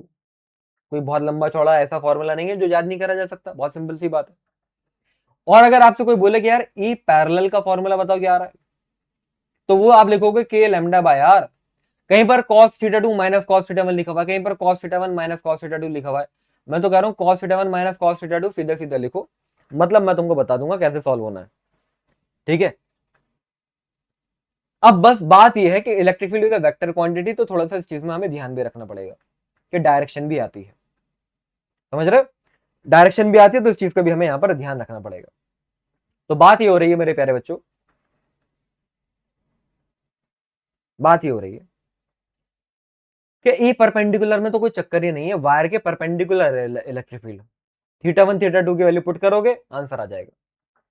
हाँ, पैरेलल में थोड़ा सा ये देखना है कि इलेक्ट्रिक फील्ड पैरेलली ऊपर भी हो सकती है और नीचे भी हो सकती है, तो अब किधर होगी वो हम कॉमन सेंस से निकाल सकते हैं यार। कैसे? देखो, जैसे इस वायर में ये अच्छा, ये जो आर है ना बच्चों, एक सेकंड, ये तो मैंने बताया नहीं, आर जो है ना, आर परपेंडिकुलर डिस्टेंस है वायर का पी पॉइंट से, R is the perpendicular distance. हाँ, तो अब मैं आपसे क्या कह रहा हूं कि जो हमारी ग्रीन वाली लाइन जो मैंने आपको दिखाई है, इससे नीचे वायर ज्यादा है और ऊपर कम है, क्वेश्चन टू क्वेश्चन डिपेंड करेगा, लेकिन अभी नीचे वायर ज्यादा है, तो नीचे वाले पोर्शन की वजह से इलेक्ट्रिक फील्ड का वेक्टर ऊपर की तरफ ज्यादा गया होगा। अब ये सिर्फ दिमाग में इमेजिनेशन करने वाली बात है और ये तुमको करनी पड़ेगी। मैं कह रहा हूं वायर का पॉजिटिव वाला चार्ज नीचे ज्यादा है, तो उसकी वजह से ऊपर की तरफ ऐसे कंपोनेंट ज्यादा गया होगा। मैं तुमको ऐसे दिखा भी देता हूं, ये वायर का नीचे वाला पोर्शन ज्यादा है, तो उसकी वजह से कंपोनेंट जो है ऐसे ऊपर की तरफ ज्यादा गया होगा। तो ये बात तय है कि जब कंपोनेंट ऊपर की तरफ ज्यादा गया होगा तो एक कंपोनेंट परपेंडिकुलर में आया होगा और एक कंपोनेंट पैरेलल में आया होगा, तो वो ऊपर की तरफ ही तो आएगा भाई। इस पॉजिटिव की वजह से नीचे भी जाएगी, लेकिन नीचे जब जाएगी तो उसका कंपोनेंट नीचे की तरफ मैग्नीट्यूड में इतना नहीं आएगा जितना ऊपर वाले का ऊपर की तरफ मैग्नीट्यूड ज्यादा आएगा। समझ रहे हो मैं क्या कहना चाह रहा हूं? तो बस इतना सा समझ लो कि अगर वायर का पोर्शन नीचे ज्यादा तो ई पैरेलल ऊपर, वायर का पोर्शन ऊपर ज्यादा तो ई पैरेलल नीचे, अगर पॉजिटिव है तो, नेगेटिव है तो कहानी उल्टी हो जाएगी। ठीक है भाई, इतनी बातें समझ में आ गई। अब आओ मैं तुमको थोड़े थोड़े एग्जाम्पलर सवाल भी करा देता हूं, हालांकि वो तो आगे मैं सवाल कराने वाला था, लेकिन यहीं पे करा देता हूं, थोड़ा सा और क्लियरिटी यहीं पे आ जाएगी। भाई अगर आपसे कोई बोले कि इनफाइनाइटली लॉन्ग वायर है, वायर कितना है, इनफाइनाइटली इनफाइनाइटली लॉन्ग वायर है, तो इनफाइनाइटली लॉन्ग वायर की बस इतनी सी कहानी है कि ए वाला एंड कहां पर है, इन्फिनिटी पर। ए वाला एंड अगर इन्फिनिटी पर है तो भैया ये एंगल बढ़ते बढ़ते बढ़ते बढ़ते, ये जो एंगल है ये बढ़ते बढ़ते बढ़ते बढ़ते मैक्सिमम 90 हो सकता है। अगर ए वाला पॉइंट तुम ऊपर लेकर जाते जाओगे तो ये थीटा भी तो बढ़ता जाएगा, नहीं बढ़ता जाएगा, तो एक टाइम ऐसा आएगा कि भैया एंगल मैक्सिमम हो जाएगा। तो भाई मैं ये कह सकता हूं कि थीटा 1 और थीटा 2, ऐसे बी वाला नीचे आता है कितना, मैक्सिमम 90, मतलब इनफाइनाइटली लॉन्ग वायर में थीटा 1 और थीटा 2 90 होगा, दैट्स इट। अब बताओ इलेक्ट्रिक फील्ड कितनी आ रही है मास्टर जी, ई परपेंडिकुलर निकालेंगे तो साइन 91 साइन 91 1 + 1 2, तो ई परपेंडिकुलर वाली इलेक्ट्रिक फील्ड तो आ गई 2 के लैम्डा बाय आर। अच्छा ई पैरेलल वाली बताओ यार, पैरेलल वाली, ये पैरेलल का साइन बना रहा हूं, ये जो दो डंडे हैं, हाँ, तो सर cos 90 भी 0, cos 90 भी 0, 0 - 0 0, तो भैया पैरेलल में इलेक्ट्रिक फील्ड आई नहीं रही। तो याद रखना, चाहे कोई सा भी सवाल हो, अगर वायर को इक्वली तुमने बीच में से काटा है, ये जो बाइसेक्टर जा रहा है वो ऊपर और नीचे अगर बराबर है, तो ई पैरेलल तो 0 ही होना है, क्योंकि जितना कंपोनेंट ऊपर वाले को उतना नीचे वाले का एक दूसरे को कैंसिल आउट कर देंगे। अच्छा, अगर कोई तुमसे कहता है सेमी इनफाइनाइट वायर है, तो ये क्या होता भाई, सेमी इनफाइनाइट वायर क्या होता भाई, सेमी इनफाइनाइट वायर का मतलब कुछ कुछ ऐसा,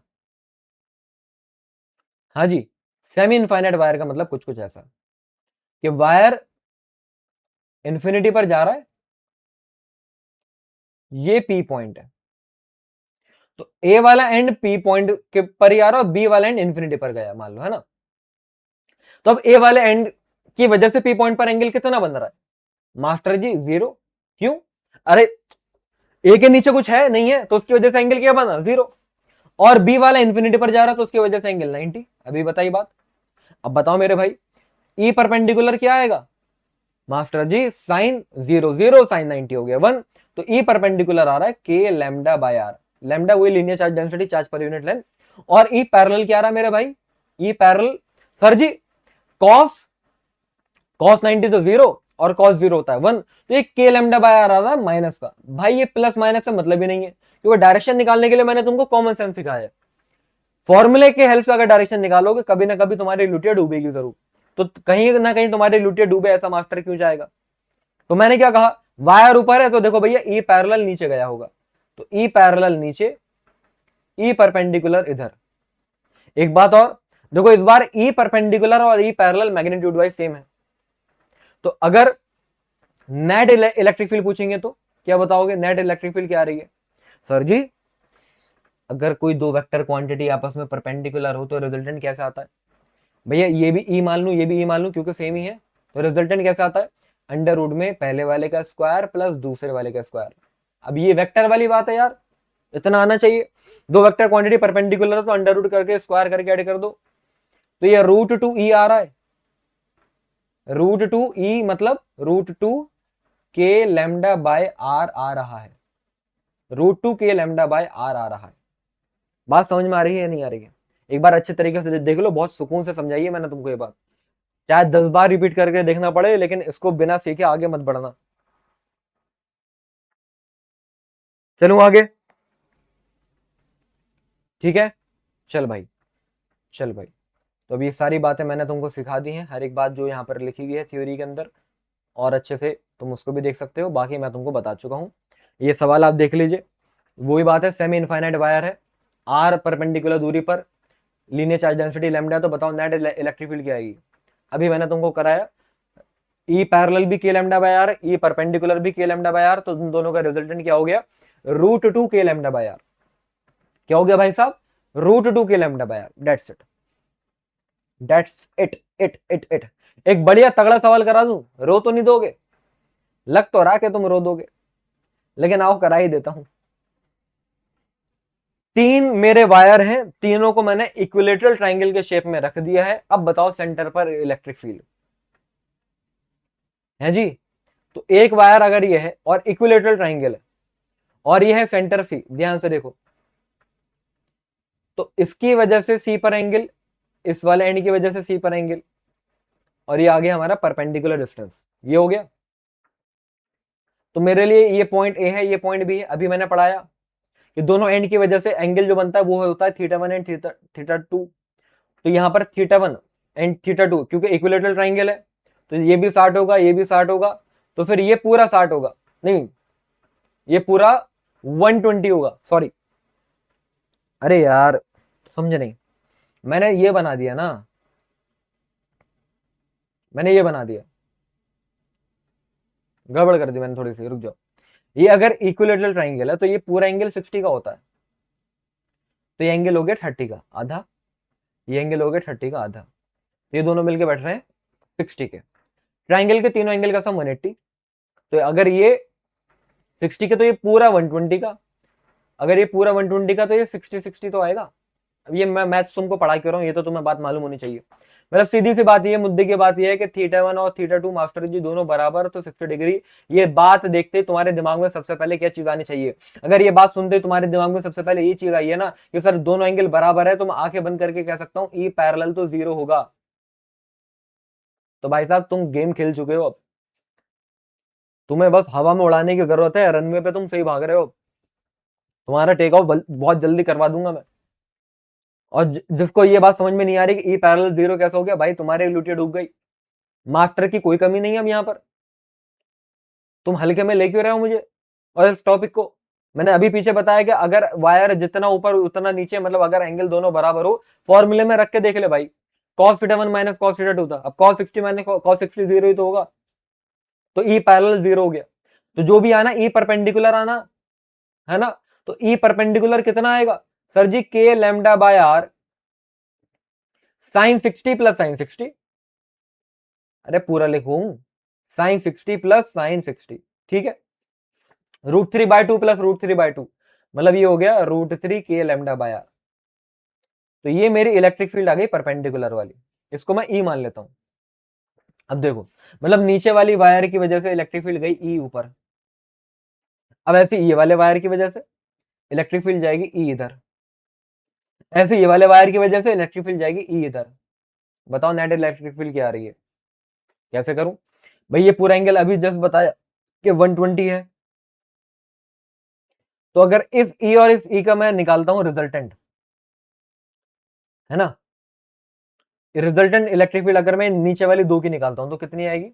रिजल्टेंट का फॉर्मूला ए स्क्वायर मतलब E square, A square plus B square plus 2ab cos theta, तो E square plus E square plus 2ab cos 120। भैया वेक्टर में अगर किसी के लुटे डूबी हुई है तो उसको टॉपिक कुछ समझ में नहीं आ रहा होगा और उसको लग रहा होगा मास्टर कितना बेकार पढ़ा रहा है, उसको पता नहीं कि लुटिया वो खुद ही डूबू के आया वेक्टर में। हालांकि मैं तब भी बताते हुए चल रहा हूँ कि रिजल्टेंट का फॉर्मूला ये है, अगर भूल गए हो, नहीं भी मालूम हो तो होता है ऐसा भी कुछ।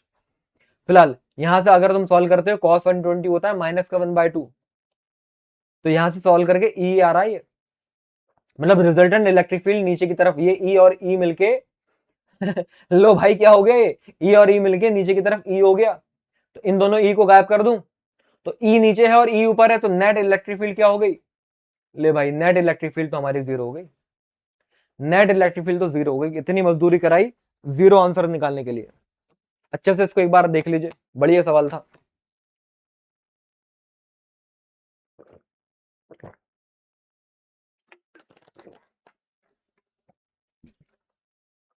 चले आगे। बोलो भाई, चल एक सवाल और कराता हूं बढ़िया वाला। अबे ये तो आंसर है, देखिए सॉरी, यहां पर क्या है, एक इनफाइनाइटली लॉन्ग वायर है, तरीका बता देता हूं, जेडब्ल्यू में 2023 में आया था। एक इनफाइनाइटली लॉन्ग वायर है, एक इलेक्ट्रॉन उसके चक्कर लगा रहा है, सर्कुलर मोशन कर रहा है। सर्कुलर मोशन क्या सेंट्रीपिटल फोर्स के बिना पॉसिबल है? नहीं, तो mv²/r फोर्स लग रही है। सेंट्रीपिटल फोर्स कौन प्रोवाइड करवा रहा है? वायर पॉजिटिव, इलेक्ट्रॉन नेगेटिव, तो उनके बीच में इलेक्ट्रोस्टैटिक फोर्स आ गई। इलेक्ट्रोस्टैटिक फोर्स को हम चार्ज इंटू इलेक्ट्रिक फील्ड भी कहते हैं, बोलो। तो एक्चुअल में चार्ज इंटू इलेक्ट्रिक फील्ड जो इलेक्ट्रोस्टैटिक फोर्स है वो mv²r के बराबर। देखते जाओ, अभी mv²/r है, चार्ज किसका? इलेक्ट्रॉन का चार्ज है जी, चार्ज किसका? इलेक्ट्रॉन का चार्ज, तो स्मॉल ही लिख देता हूं। इनफाइनाइटली लॉन्ग वायर की वजह से इलेक्ट्रिक फील्ड कितनी आई थी master ji? 2 K lambda by are आई थी। अरे इलेक्ट्रिक फील्ड इधर आएगी ना परपेंडिकुलर, और मैंने आपको ये बात प्रीवियस क्लास में पढ़ाई है कि इलेक्ट्रिक फील्ड की ऑपोजिट डायरेक्शन में लगती है इलेक्ट्रोस्टैटिक फोर्स। अगर चार्ज हो नेगेटिव तो इलेक्ट्रोस्टैटिक फोर्स क्यों इधर ही लगेगी, सेंटर की तरफ, खत्म कहानी। अब देखो आर से आर कट गई, रेडियस तोड़ गई, आपको क्या निकालनी है, वेलोसिटी। तो वेलोसिटी का formula 2k lambda E by M का रूट आ रहा है। अब ये सारी वैल्यू तुमको मालूम है, टू ये होता है, के की जगह पर 9 इंटू 10 की power 9, lambda linear charge density दे रखी है 2 इंटू 10 की पावर -8, ई इलेक्ट्रॉन का चार्ज 1.6 इंटू 10 की पावर -19, ये कल बताया था, एम इलेक्ट्रॉन का मास दे रखा है 9 इंटू 10 की पावर -31। सॉल्व करके आंसर आपका 8 इंटू 10 की पावर 6 मीटर पर सेकंड, जो भी फिलहाल आ रहा है सो आ रहा होगा, देख लीजिए। सॉल्यूशन भी देख सकते हो, वही बात है जो मैंने आपको बताई है। अभी एक फॉर्मूला है जो कि भैया आज तक बहुत ही रेयरली पूछा गया है, लेकिन ये बात है कि एनटीए किसी की भी लुटिया डुबो सकता है, तो ये इसलिए इंपॉर्टेंट तो नहीं है, लेकिन हाँ बस मालूम होना चाहिए, रटने लायक, याद रहे तो अच्छी बात, नहीं रहे तो भी कोई इतना बड़ा लोड नहीं है, क्योंकि उसके आने के चांसेस 10 में से 2 हैं, इसलिए मैं बस तुमको बता रहा हूं, ज्यादा डिटेल में नहीं जाएंगे। हमने रिंग के सेंटर से कुछ एक्स दूरी पर इलेक्ट्रिक फील्ड निकाली। अब यार जरूरी थोड़ी है रिंग हो, ये पूरी की पूरी डिस्क भी तो हो सकती है, दिख रही है, पूरी की पूरी प्लेट के सेंटर से एक्स दूरी पर अगर इलेक्ट्रिक फील्ड निकालनी हो, तो अब प्लेट के ऊपर जो चार्ज होगा वो होगा भैया चार्ज अपॉन एरिया, तो सरफेस चार्ज डेंसिटी इसमें आती है ना, सिग्मा। तो इसके फॉर्मूले में देखो सिग्मा आ रहा है, फॉर्मूला बस फॉर्मूला याद रखना आपको, इसको कोई डेरिवेशन की जरूरत नहीं है। फॉर्मूला है sigma by 2 epsilon naught bracket में 1 minus X upon under root R square plus X square, that's it. यार ये याद रखना है, इसमें मैं तुम्हारी कोई हेल्प नहीं कर पाऊंगा। Sigma upon 2 epsilon naught bracket के अंदर 1 minus X upon under root में R square plus X square, बस इतना, इसको रट पाओ तो रट लो। मास्टर 99% हर चीज का एक्सप्लेनेशन देता है, अगर 1% कह रहा है कि भाई उसको रट लो, तो भाई तुम्हारे लिए रटना ज्यादा बेहतर होगा, तभी मास्टर कह रहा होगा। अब देखो एक सवाल कराऊंगा, इसके ऊपर ज्यादा सवाल भी नहीं कराऊंगा, बेवजह टाइम क्यों खराब करें। रेडियस 3 मीटर है, सरफेस चार्ज डेंसिटी सिग्मा है, डिस्टेंस मतलब एक्स की वैल्यू 4 है फ्रॉम द सेंटर, तो बताओ इलेक्ट्रिक फील्ड, तो sigma upon 2 epsilon naught 1 minus X upon में under root R square plus X square. Solve करो, सिग्मा बाय 10 एप्सिलॉन नॉट आ रहा है, ये ई नॉट लिख दिया उन्होंने, थोड़ी सी मिस्टेक हो गई प्रिंटिंग, ये एप्सिलॉन नॉट होगा, option B must be the correct answer. चले मेरे प्यारो, आइए आगे बढ़ते हैं। अब नेक्स्ट हमारा जो टॉपिक है बहुत ही शानदार टॉपिक है, जिसका नाम है हमारा इलेक्ट्रिक डाइपोल। जी हाँ, इलेक्ट्रिक डाइपोल। आइए शुरू करते हैं, बहुत बढ़िया टॉपिक है, थोड़ा सा ये टाइम लेगा, जितना उसने लिया उतना ये भी लेगा। बहुत समझ में बात है, इलेक्ट्रिक डाइपोल क्या होता है, नाम से समझ में आ रहा है, इलेक्ट्रिक है तो चार्ज है, डाइपोल मतलब दो।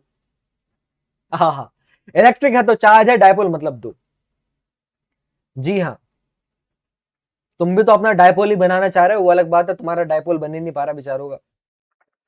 तो बड़ी सिंपल सी बात है, एक चार्ज माइनस का क्यू अगर है और एक चार्ज प्लस का क्यू अगर है, और ये दोनों चार्जेस एक दूसरे से काफी पास पास है, प्यारी समझ गई। तो फिलहाल माइनस क्यू प्लस क्यू जो है, इन दोनों के बीच में भाई हमारा डिस्टेंस हम 2l मानते हैं। अब सर एल क्यों नहीं मान रहे, मेरी मर्जी, वजह है इसलिए मान रहा हूं, कैलकुलेशन आगे जाके आसान होगी। मतलब सेंटर से इसकी भी दूरी एल और इसकी भी दूरी एल, तो ये अब हमारा सिस्टम ऑफ दो चार्जेस जो मैग्नीट्यूड में इक्वल हो, नेचर में ऑपोजिट हो, और एक दूसरे के से बहुत ही कम दूरी पर रखे हुए है ना, वेरी शॉर्ट डिस्टेंस, तो हम उसको क्या बोलते हैं, इलेक्ट्रिक डाइपोल बोलते हैं। ये तो होगी डेफिनेशन जो कि तुमसे कोई नहीं पूछेगा।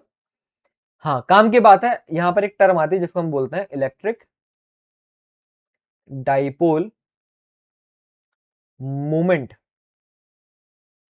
इलेक्ट्रिक डाइपोल मोमेंट जिसका सिंबल होता है पी। इलेक्ट्रिक डाइपोल मोमेंट क्या होता है, इन दोनों में से कोई सा भी चार्ज उठा लो, क्योंकि चार्ज तो सेम ही है, मैग्नीट्यूड से खाली मतलब है, और इन दोनों चार्जेस के बीच की जो दूरी है, डिस्टेंस, उससे मल्टीप्लाई करा दो, मतलब Q इंटू 2l। तो ये जो टर्म निकल कर आई, इसको मैं बोलता हूं इलेक्ट्रिक डाइपोल मोमेंट। ठीक है, यूनिट क्या होगी, चार्ज की कूलम, डिस्टेंस की मीटर, तो सेंटीमीटर में समझ लेना भाई, ये कूलम मीटर है। दूसरी बात, इसके ये एक वेक्टर क्वांटिटी है। जी हाँ, dipole moment is a vector quantity, और इसकी डायरेक्शन पता है किधर होती है, नेगेटिव से पॉजिटिव।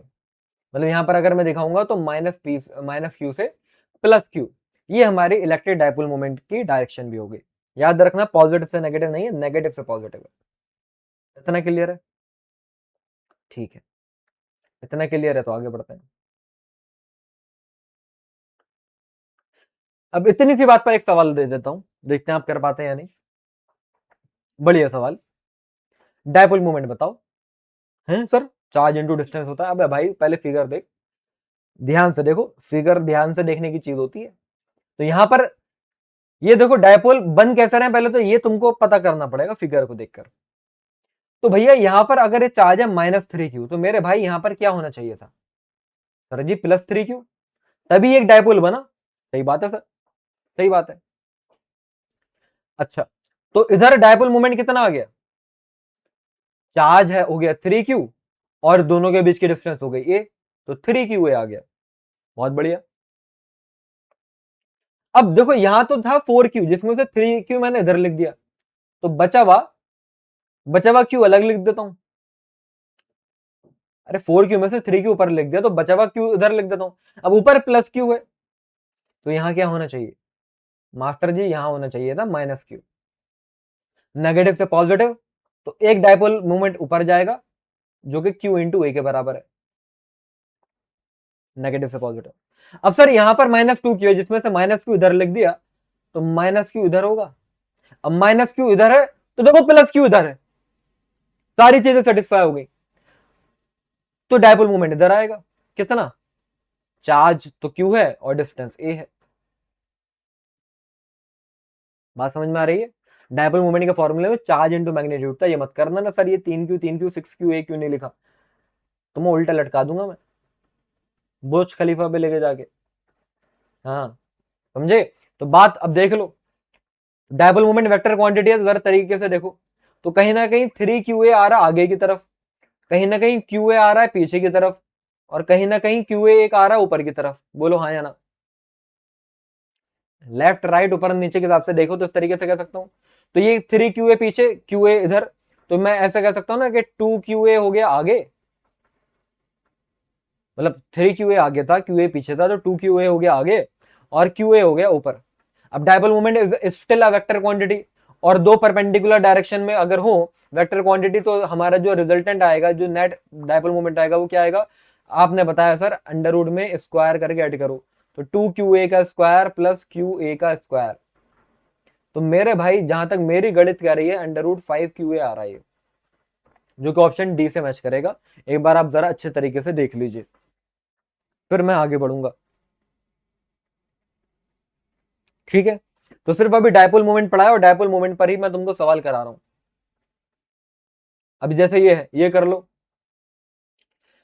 भाई, दो चार्ज है 2.5 इंटू 10 की पावर -7 कूलम, एक माइनस का 2.5 इंटू 10 की पावर -7 कूलम। अरे भाई वही पॉजिटिव नेगेटिव है खाली, इन कोऑर्डिनेट्स पर रखे हुए, बताओ डायपोल मोमेंट क्या होगा? तो भाई एक का कोऑर्डिनेट है देखो +15, जेड एक्सिस है ये 0 0 15, और -15 ये भी जेड एक्सिस है लेकिन नेगेटिव वाला। तो अगर मैं ऐसे यहां पर जेड एक्सिस दिखाऊं, ये ओरिजिन दिखाऊं, तो एक है 15 आगे और एक है 15 पीछे, और देखो प्लस के 15 पर प्लस वाला चार्ज है, इधर है +q और इधर है -q। तो डायपोल मोमेंट की डायरेक्शन आंखें बंद करके ऐसे बता सकते हैं हम, नेगेटिव से पॉजिटिव है तो पॉजिटिव जेड एक्सिस पर आएगी। तो आंसर में प्लस का के गैप होना चाहिए, तो ए तो हो ही नहीं सकता क्योंकि ए में माइनस दिख रहा है, ए में देखो माइनस दिख रहा है। अब होगा क्या? डायपोल मोमेंट का फॉर्मूला चार्ज इंटू डिस्टेंस, तो चार्ज कितना? 2.5 इंटू 10 की पावर -7, और इन दोनों के बीच में डिस्टेंस कितना? 15 15 होता है 30 सेंटीमीटर, मतलब 0.3 मीटर हो गया। आ गया आंसर है? आ गया आंसर? नहीं आया?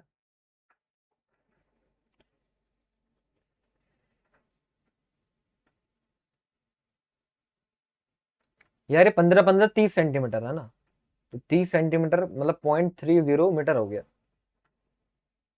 तो 0.3 से मल्टीप्लाई कराएंगे, हाँ तो सही है। ये 7.5 इंटू 10 की पावर -8 कूलम मीटर बनेगा। ऑप्शन डी से मैच हो रहा है आई थिंक, देख लीजिए। और डायरेक्शन पॉजिटिव जेड एक्सिस, तो बहुत ही लल्लू सी बात है, बड़ी बेसिक सी बातें हो गई। अब आइए डायपोल की एक्चुअल कहानी जो मुझे आपको पढ़ानी है उस पर मैं आता हूं। डायपोल की वजह से इलेक्ट्रिक फील्ड। जी, आज का पूरा टॉपिक अलग अलग शेप की वजह से मेनली इलेक्ट्रिक फील्ड ही निकालना था। डायपोल पूरा पढ़ा दिया, डायपोल मूवमेंट पढ़ा दिया। अब डायपोल की वजह से भी इलेक्ट्रिक फील्ड हम निकाल सकते हैं। जी हाँ, बिल्कुल निकालेंगे, अलग अलग पोजीशन पर निकालेंगे। तो काफी बढ़िया बात है, जरा इसको तरीके से देख लो एक बार। ठीक है, देखिए, तो आइए इसको भी मैं थोड़ा सा अपने तरीके से कराता हूँ, थोड़ी सी डेरिवेशन भी इसकी समझ लेते हैं। वैसे तो मेन तो यहाँ पर भी इसके फॉर्मूले याद होने चाहिए। और भैया हर साल मैं बता रहा हूँ, इस टॉपिक पर हर साल सवाल पूछे जा रहे हैं। तो हमें इलेक्ट्रिक फील्ड निकालनी है डायपोल की एक्सियल पोजीशन पर। मैं पहले वाला आपको करवा रहा हूँ। एक्सियल पोजीशन मतलब जिस एक्सिस में डायपोल है उसी एक्सिस में। जैसे मैंने माना कि यहाँ पर एक चार्ज है -q और यहाँ पर ये चार्ज है +q। ठीक है भाई, तो इसी एक्सिस में एक पॉइंट आ गया P, और इस P पॉइंट पर बताओ इलेक्ट्रिक फील्ड क्या आएगी। तो हमेशा याद रखना, देखो अब तुमको ये भी पता चलेगा मैंने 12 क्यों माना था। हमेशा पहली बात, जो भी डिस्टेंस मेजर करोगे वो डायपोल के सेंटर से लोगे, ना कि किसी भी एक चार्ज से। डायपोल के सेंटर से मैंने माना कि P पॉइंट r दूरी पर है। अब देखो डायपोल के बीच की डिस्टेंस थी 12, तो इसको मैं L और L ऐसे करके लिख रहा हूं। अब यहां पर ये A पॉइंट और ये B पॉइंट, तो देखो B is a positive charge, और पॉजिटिव चार्ज की वजह से इलेक्ट्रिक फील्ड आएगी अवे, है ना, दूर भागती है। और A is a negative charge, तो उसकी वजह से इलेक्ट्रिक फील्ड आएगी उसकी तरफ। लेकिन अब मुझे बताओ B और A में से किसकी इलेक्ट्रिक फील्ड ज्यादा होगी।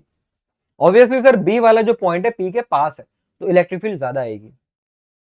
और A वाला दूर है, तो उसकी वजह से इलेक्ट्रिक फील्ड कम आएगी। मतलब P पॉइंट पर इलेक्ट्रिक फील्ड जीरो नहीं है। तो P पॉइंट पर जो इलेक्ट्रिक फील्ड आएगी वो एक्चुअल में कैसे आएगी, B की इलेक्ट्रिक फील्ड में से A की इलेक्ट्रिक फील्ड को माइनस करोगे। अब B पर B की electric field is K Q by distance कितना।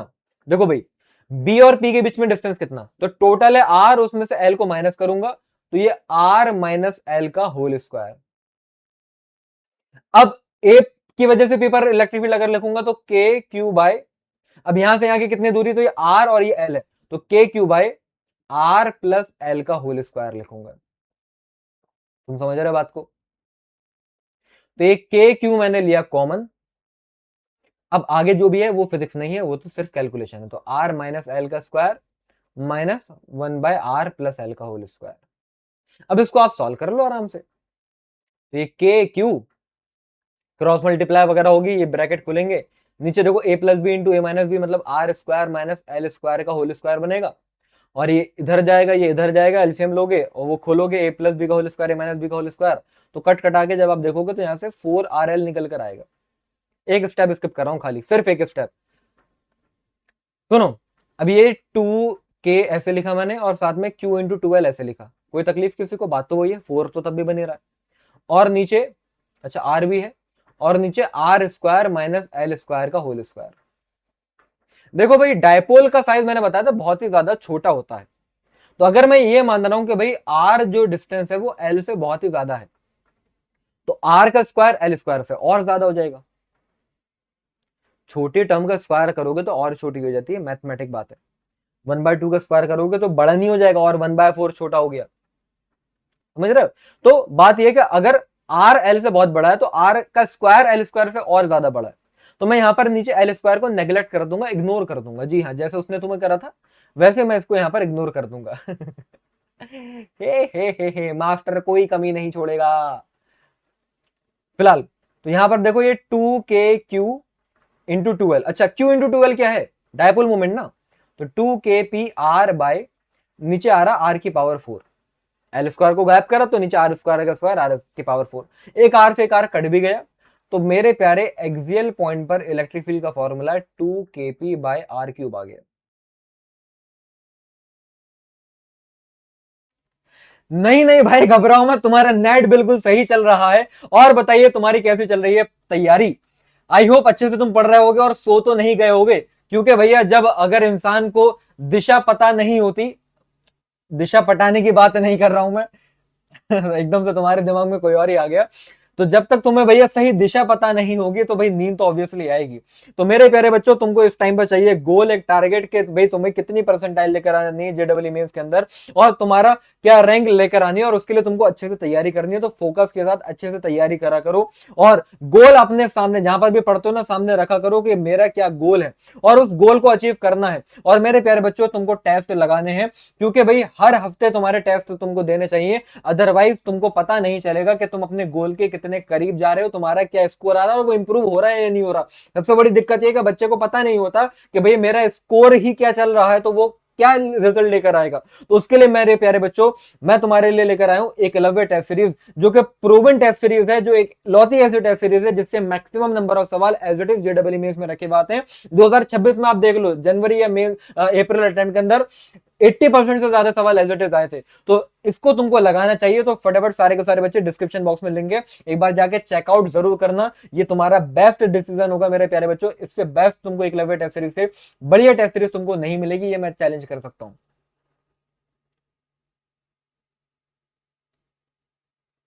ठीक है मेरे प्यारे बच्चों, अब आइए शुरू करते हैं अपना, दोबारा से लेक्चर कंटिन्यू करते हैं।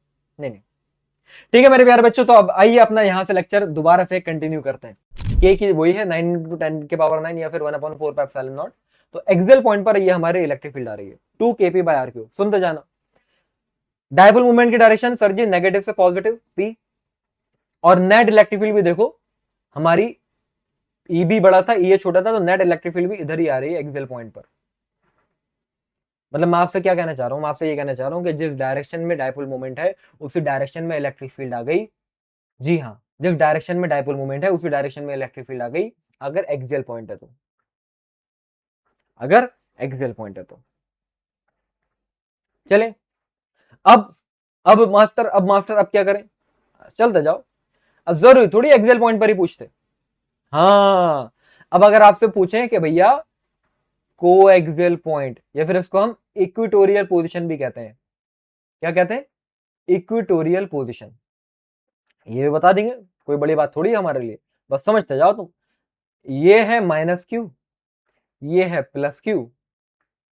अब बिल्कुल परपेंडिकुलर बाइसेक्टर पर एक पी पॉइंट है, यहां पर तुमसे कह रहे हैं इलेक्ट्रिक फील्ड बताओ। ठीक है बताएंगे सर, आपने कहा है तो बताएंगे। ठीक है बताएंगे। तो परपेंडिकुलर डिस्टेंस, फिर वही बात, डिस्टेंस तो हम हमेशा सेंटर से लेते हैं। यहां से यहाँ की दूरी की जरूरत पड़ेगी, यहां से यहाँ की भी दूरी की जरूरत पड़ेगी, ये भी सब मैंने दिखाई दिया है। चलो अब सुनते जाओ जरा तरीके से। ये हो गया सेंटर, ये अगेन एल है, ये अगेन एल है, ये डिस्टेंस हमारा हो गया आर। अब देखो नेगेटिव चार्ज की वजह से पी पॉइंट पर इलेक्ट्रिक फील्ड तो उसकी तरफ आएगी ना, मतलब नीचे की तरफ आएगी। ठीक है सुनते जाना। अब अगर मैं मान लेता हूं कि भैया ये एंगल है हमारा थीटा, मतलब मास्टर जी ये कॉस थीटा नीचे आएगा, मतलब और ई साइन थीटा इधर आएगा। क्या मैं सही हूं? ई कॉस थीटा नीचे आया और ई साइन थीटा इधर गया। थोड़ा सा गिचपिच होने वाली है एक ही बार में, इसलिए समझना। अब ऐसे पॉजिटिव चार्ज की वजह से इलेक्ट्रिक फील्ड जो जाएगी वो ऐसे जाएगी अवे। अब ये एंगल थीटा है तो ये भी एंगल थीटा है, तो अगर मैं यहां पर ऐसे परपेंडिकुलर लाइन बनाऊं तो ये थीटा तो ये भी थीटा। अब तुम खुद ही बताओ, थोड़ा सा इसको जूम इन कर लेना चाहो तो। ऊपर क्या जाएगा? ये कॉस थीटा, और इधर क्या आएगा? ये साइन थीटा, मतलब ई साइन थीटा। ऊपर क्या गया? ऊपर गया ई कॉस थीटा। मतलब फिर वही बात है, थोड़ी सी दिमाग में करने वाली बात है।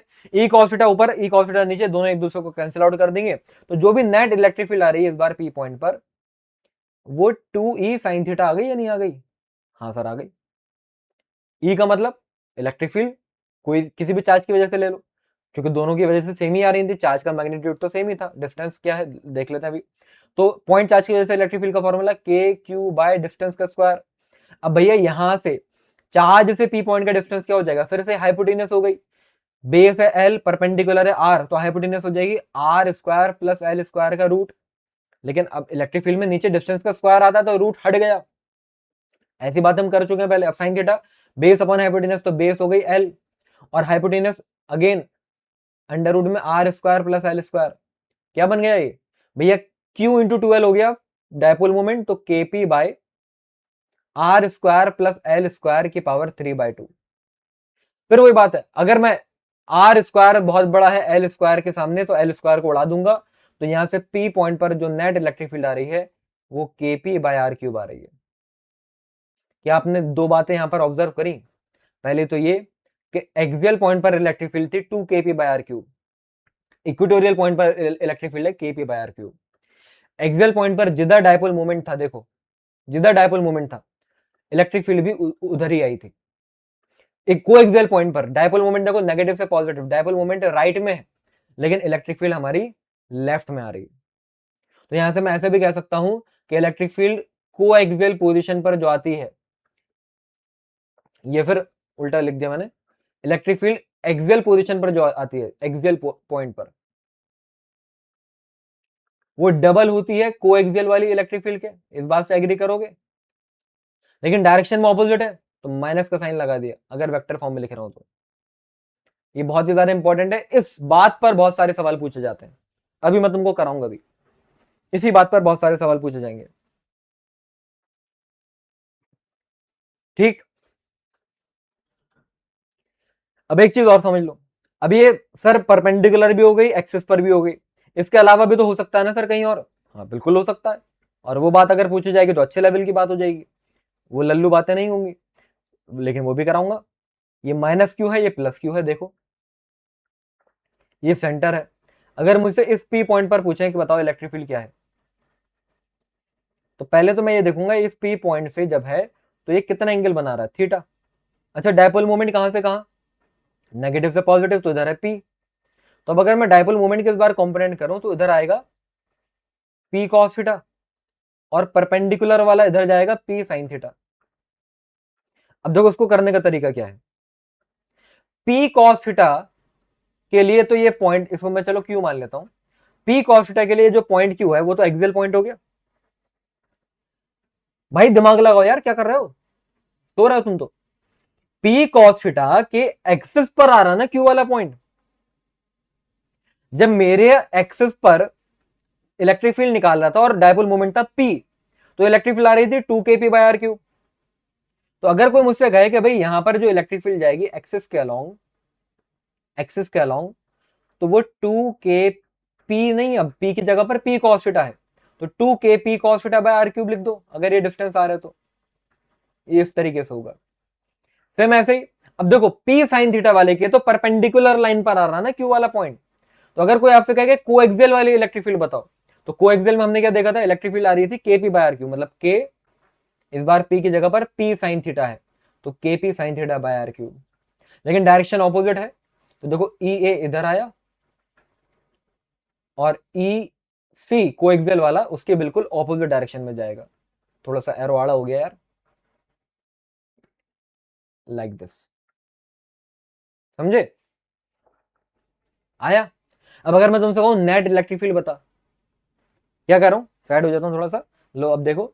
अब अगर मैं तुमसे कह रहा हूं भाई नेट इलेक्ट्रिक फील्ड बता, तो अगेन ये दोनों इलेक्ट्रिक फील्ड आपस में परपेंडिकुलर है, बिल्कुल है सर। ये एक्सिस का लॉन्ग है, ये उसके ऑपोजिट गया, परपेंडिकुलर है। तो नेट इलेक्ट्रिक फील्ड निकालने के लिए अंडर रूट में क्या करोगे, ई ए का स्क्वायर प्लस ई सी का स्क्वायर, बोलो हाँ या ना। वैल्यू पुट करोगे, थोड़ी सी मैथ्स लगेगी यहां पर, तो सॉल्व करके पता क्या आता है, K P by R cube under root में 1+3 कॉस स्क्वायर थीटा, ये फॉर्मूला आता है। और ये फॉर्मूला सारे फॉर्मूले अब तक जितने भी पढ़ाए डायपोल में उन सबका बाप है। क्यों? इससे सब निकल कर आएंगे, ठीक है, बाकी सब इसके बच्चे हैं। देखो अगर हमारे एक्सियल पोजीशन थी तो थीटा 0 था क्योंकि एक्सिस के अलॉन्ग ही आ गया, थीटा 0 रखो, देखो फॉर्मूला बन रहा है 2 kp by R cube. Perpendicular था तो थीटा 90 रखो, कॉस 90 होता है 0, तो बन रहा है formula kp by R cube. समझ रहे हो? तो ये फॉर्मूला सही है, इस बात का ये प्रूफ भी हो गया कि हमने सही करा है। एक तुमको और थोड़ी सी एडवांस लेवल की बात बता देता हूं। एडवांस लेवल की बात ये है, एक इलेक्ट्रिक फील्ड इधर आई, एक इलेक्ट्रिक फील्ड इधर आई, तो नेट इलेक्ट्रिक फील्ड हो सकता है कुछ कुछ ऐसे गई हो। ये नेट इलेक्ट्रिक फील्ड है। अब नेट इलेक्ट्रिक फील्ड इसके साथ जो एंगल बना रही है वो मैंने माना अल्फा। तो टेन अल्फा का फॉर्मूला क्या हो गया, tan alpha sir perpendicular upon base, तो उसके सामने वाला परपेंडिकुलर होगा ई सी, और इस ट्राइंगल में बेस होगा ई ए। ये ई सी और ई ए की वैल्यू दिख रही है तुम्हें? तो ई सी और ई ए की वैल्यू को अगर मैंने डिवाइड कराया तो ये आ जाएगा tan थीटा बाय 2। मतलब tan अल्फा जो है वो tan थीटा बाय 2 आ गया। ये एडवांस लेवल की बात है। मैं गलती तो नहीं कर रहा हूं तुमको इस लेवल का पढ़ा के, क्योंकि मुझसे कहा जाता है कि मास्टर अगर आप ज्यादा अच्छे लेवल का पढ़ा दोगे यूट्यूब पर तो आपके व्यूज नहीं आएंगे, बच्चा आपको पसंद नहीं करेगा, आपका दुश्मन हो जाएगा, क्योंकि उसको तो कुछ ऐसा चाहिए जो ब्रेड एंड बटर हो उसके लिए, और मैं दे रहा हूं करेले का जूस।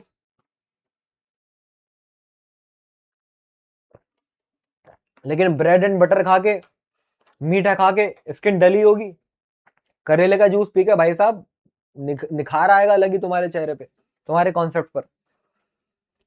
मैं कमेंट बॉक्स में देखना चाहूंगा ये टाइम स्टैम्प लिखकर मुझे बताना जरा कि ये वाली जो बात अभी मैंने तुमको बताई है एनी पॉइंट पर इलेक्ट्रिक फील्ड वाली, और tan alpha tan theta by 2 कैसा आया, ये तुमको समझ आया या नहीं। ठीक है, इसकी मुझे कमेंट चाहिए होगी, समझ में आया तो भी और नहीं आया तो भी। 2-3 बार कोशिश करना, और स्टिल समझ में नहीं आया तो मुझे बताना। तो अगली बार से मैं इस लेवल की बातें सेशन में नहीं कराऊंगा, और अगर समझ में आया तो अगली बार से इस लेवल की बातें और कराऊंगा। मैं बता रहा हूं ये बातें नहीं पढ़ाता हर कोई, चेक कर लो, तुम कहीं पर भी जाके चेक कर लो, इस लेवल की बातें नहीं पढ़ाएगा कोई तुमको यूट्यूब पर, तभी तो यूट्यूब से पढ़ के रिजल्ट नहीं निकल रहे। लेकिन इस सेशन से मैं कह रहा हूं एडवांस में फोड़ दोगे, ऐसी थोड़ी। ये सारी बातें देखो मैंने आपको बता दी हैं, सब बता दिया। आओ फटाफट एक सवाल करते हैं। कहा जा रहा है find theta such that E net dot P is 0।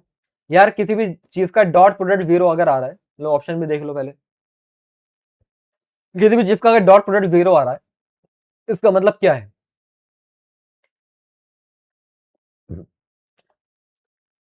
E P cos theta 0 है, तो थीटा 90 हो गया नहीं हो गया, मतलब इलेक्ट्रिक फील्ड और डायपोल मोमेंट के बीच का एंगल 90 है। डायपोल मोमेंट देखो इधर, इलेक्ट्रिक फील्ड है ऊपर, तो ऐसे दिख भी रहा था, लेकिन अब मुझे पता भी चल गया कि इन दोनों के बीच का एंगल 90 है। ओके, अब ये एंगल अल्फा है, तो ये एंगल भी अल्फा। अब ये ट्राइंगल में यहां हो तो ये 90, ट्राइंगल के तीनों एंगल का सम 180, जिसमें से ये 90 है, तो थीटा और अल्फा मिलके भी 90 के बैठ रहे हैं, थीटा और अल्फा मिलके भी 90 के बैठ रहे हैं। अच्छा भी रुको, मुझसे कहा जा रहा है थीटा बताओ। अब ये थीटा अलग है, कभी 90 लिख दो। अबे यहां से तो बस मुझे इतना पता चला कि इलेक्ट्रिक फील्ड और डायपोल मोमेंट इज परपेंडिकुलर, और इसके अलावा मुझे कुछ पता नहीं चला। ये this is not the answer. मुद्दे की बात है इस सवाल में जो थीटा दे रखा है वो बताना है। रुको, मैंने अभी आपसे क्या कहा था, tan अल्फा जो है वो tan थीटा बाय 2 है। tan alpha is tan theta, और पूरे थीटा के नीचे 2 नहीं है, tan थीटा के नीचे 2 है। ये बात अभी प्रूव कराई। अच्छा, एक चीज और, यार अल्फा की जगह पर 90 माइनस थीटा लिख दूं, लिख दो सर। तो ये बन जाएगा tan 90 minus theta is equals to tan theta by 2, और tan 90 माइनस थीटा होता है cot थीटा, तो cot थीटा हो गया tan थीटा बाय 2, और cot होता है 1/10, तो वो मल्टीप्लाई करके tan स्क्वायर थीटा आ रहा है 2, मतलब tan थीटा की वैल्यू आ रही है √2, तो थीटा की वैल्यू आ गई tan इनवर्स 2। देखिए थीटा की वैल्यू आ गई tan इनवर्स 2। है बात क्लियर? चलो आगे मेरे शेयरो और शेयर नहीं हो, फटाफट बस ऐसे करते जाएंगे। अब ये देख लो, कहा जा रहा है हमारे पास दो डायपोल है, एक है P1 और एक है P2। ए वाला जो डायपोल है वो है P1। अच्छा, ए वाला डायपोल का मैग्नीट्यूड जो है डायपोल मोमेंट वो है P1, और बी वाले का नेगेटिव से पॉजिटिव मतलब ऊपर की तरफ वो है हमारा P2। आपसे कहा जा रहा है कि एक्स वाले पॉइंट पर इलेक्ट्रिक फील्ड निकालो, और जो रिजल्टेंट इलेक्ट्रिक फील्ड आ रही है वो 60 डिग्री का एंगल बना रही है एक्स एक्सेस से। सुनते जाओ, देखो भाई ये P1 के अलोंग ही भी पॉइंट है, तो इधर इलेक्ट्रिक फील्ड आएगी, क्या आएगी 2E1। नहीं समझे, पूरा लिख देता हूं। एक्सियल पॉइंट पर इलेक्ट्रिक फील्ड का फॉर्मूला 2kP1/r³। अब सही है, अब सही है सर। देखो मैंने क्या बोला, इधर है P1 और ऊपर है P2, शायद तुमको दिख नहीं पा रहा था, अभी मैंने दोबारा बताया। ये देखो अप्रैल अटेम्प्ट में आया हुआ सवाल है, अच्छे से देख लो। इधर P1 और ऊपर है P2, नेगेटिव से पॉजिटिव होता है ना, तो अगर इधर P1 तो इलेक्ट्रिक फील्ड भी इधर आएगी 2kP1/r³ एक्सियल पॉइंट है। अब देखो P2 के कोएक्सियल पर है, P2 का तो परपेंडिकुलर हो गया ना ये एक्स वाला पॉइंट।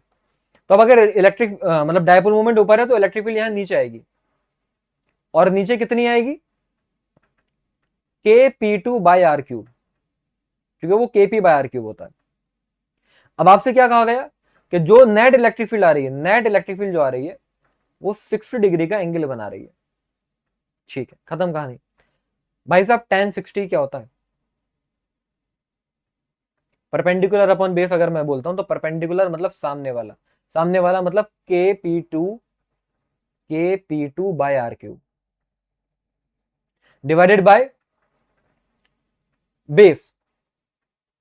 तो बेस ये आ रहा था हमारा 2 k p1 by R cube, 2 k p1 by R cube. मैं सही जा रहा हूं या नहीं जा रहा हूं बोलो। तो भैया k बाय आर क्यूब से k बाय आर क्यूब कटा, tan 60 होता है √3, तो ये P2/2 P1 आ रहा है √3, मतलब P2/P1 पूछा गया था आपसे, तो वो हो गया 2√3, मतलब option B is the correct answer. दो स्टेप में उधेड़ के रख दिया हमने। इस तरीके से अगर तुम करोगे तो इतनी जल्दी सवाल हो जाता है, बस ये कॉन्सेप्ट पर पकड़ होनी चाहिए। अब जो अभी भी इस चीज में कंफ्यूज बैठा ना कि सर ने 2 k p1/r क्यूब लिखा, उधर k p1/r क्यूब क्यों लिखा, तो उसने समझे नहीं एक्सेल और कोएक्सेल में जब मैं तुमको बातें बता रहा था, फिर तुम बोलोगे समझ में नहीं आई, तो लुटिया तुम डुबोगे यार, लुटिया मत डुबो यार, है ना।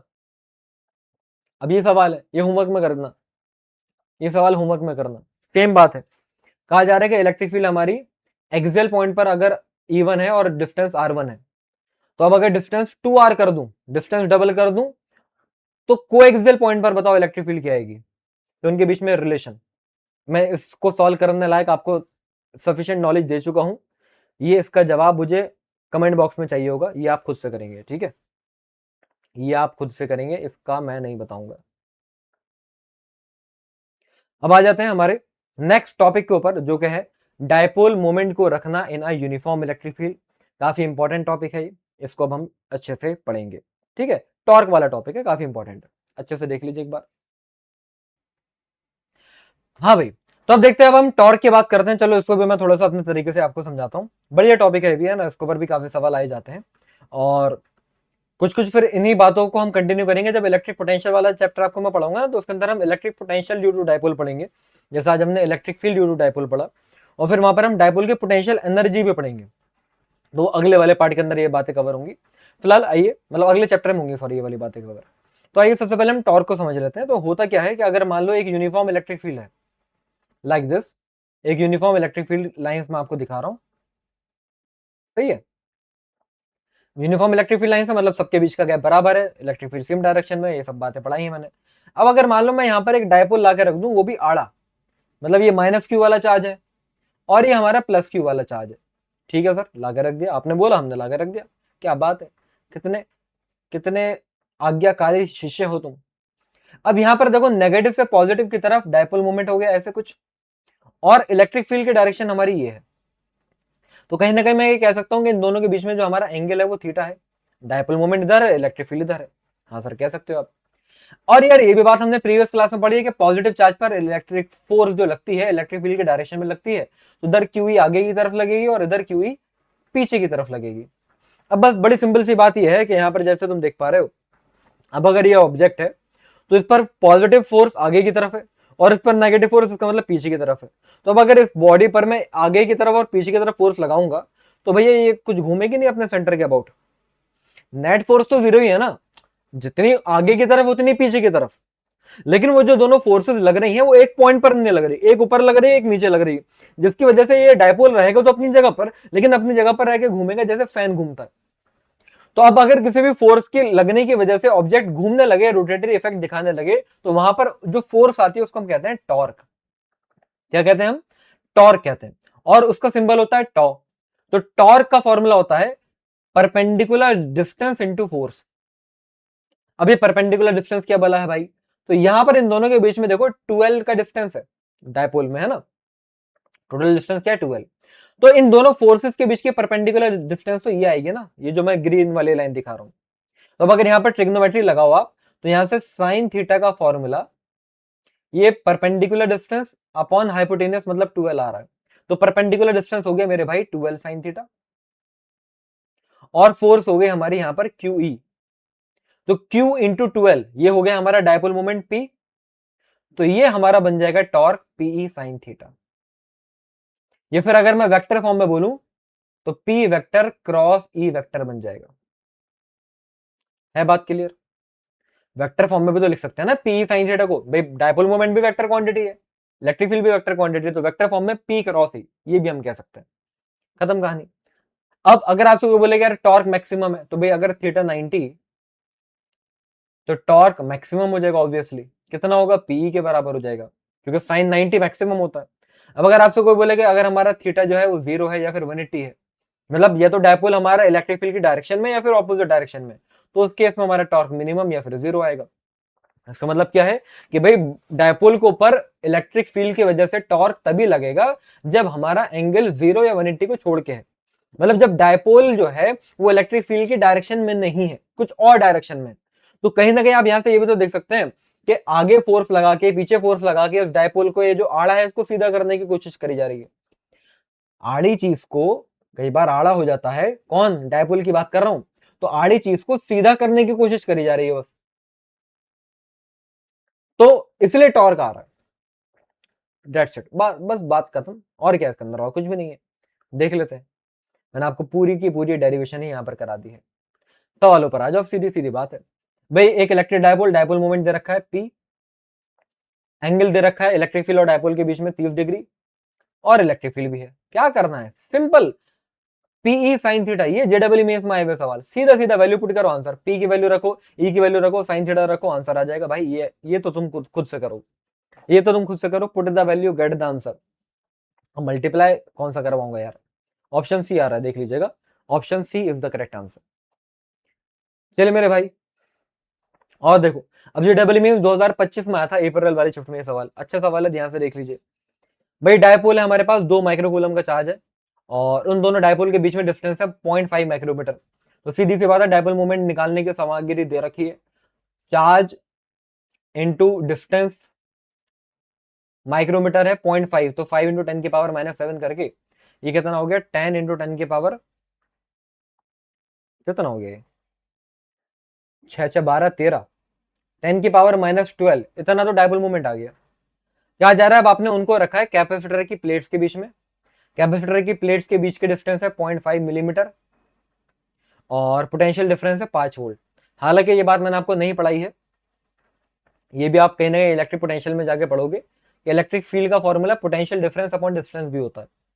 ये भी इस चैप्टर की बात नहीं, अगले चैप्टर की बात है। सवाल आ गया इसलिए करा देता हूं, वरना तो छोड़ने वाला सवाल था ये भी। तो ये 5 अपॉन 0.5 मिलीमीटर मतलब 5 इंटू 10 की पावर -4 मीटर हो जाएगा। तो 10 की पावर 4 इलेक्ट्रिक फील्ड आ गई, डायपोल मोमेंट आ गया, इलेक्ट्रिक फील्ड आ गई, थीटा 30 डिग्री है, तो टॉर्क बता दो। तो टॉर्क का फॉर्मूला P साइन थीटा करो, फटाफट बता दो आंसर क्या आ रहा है।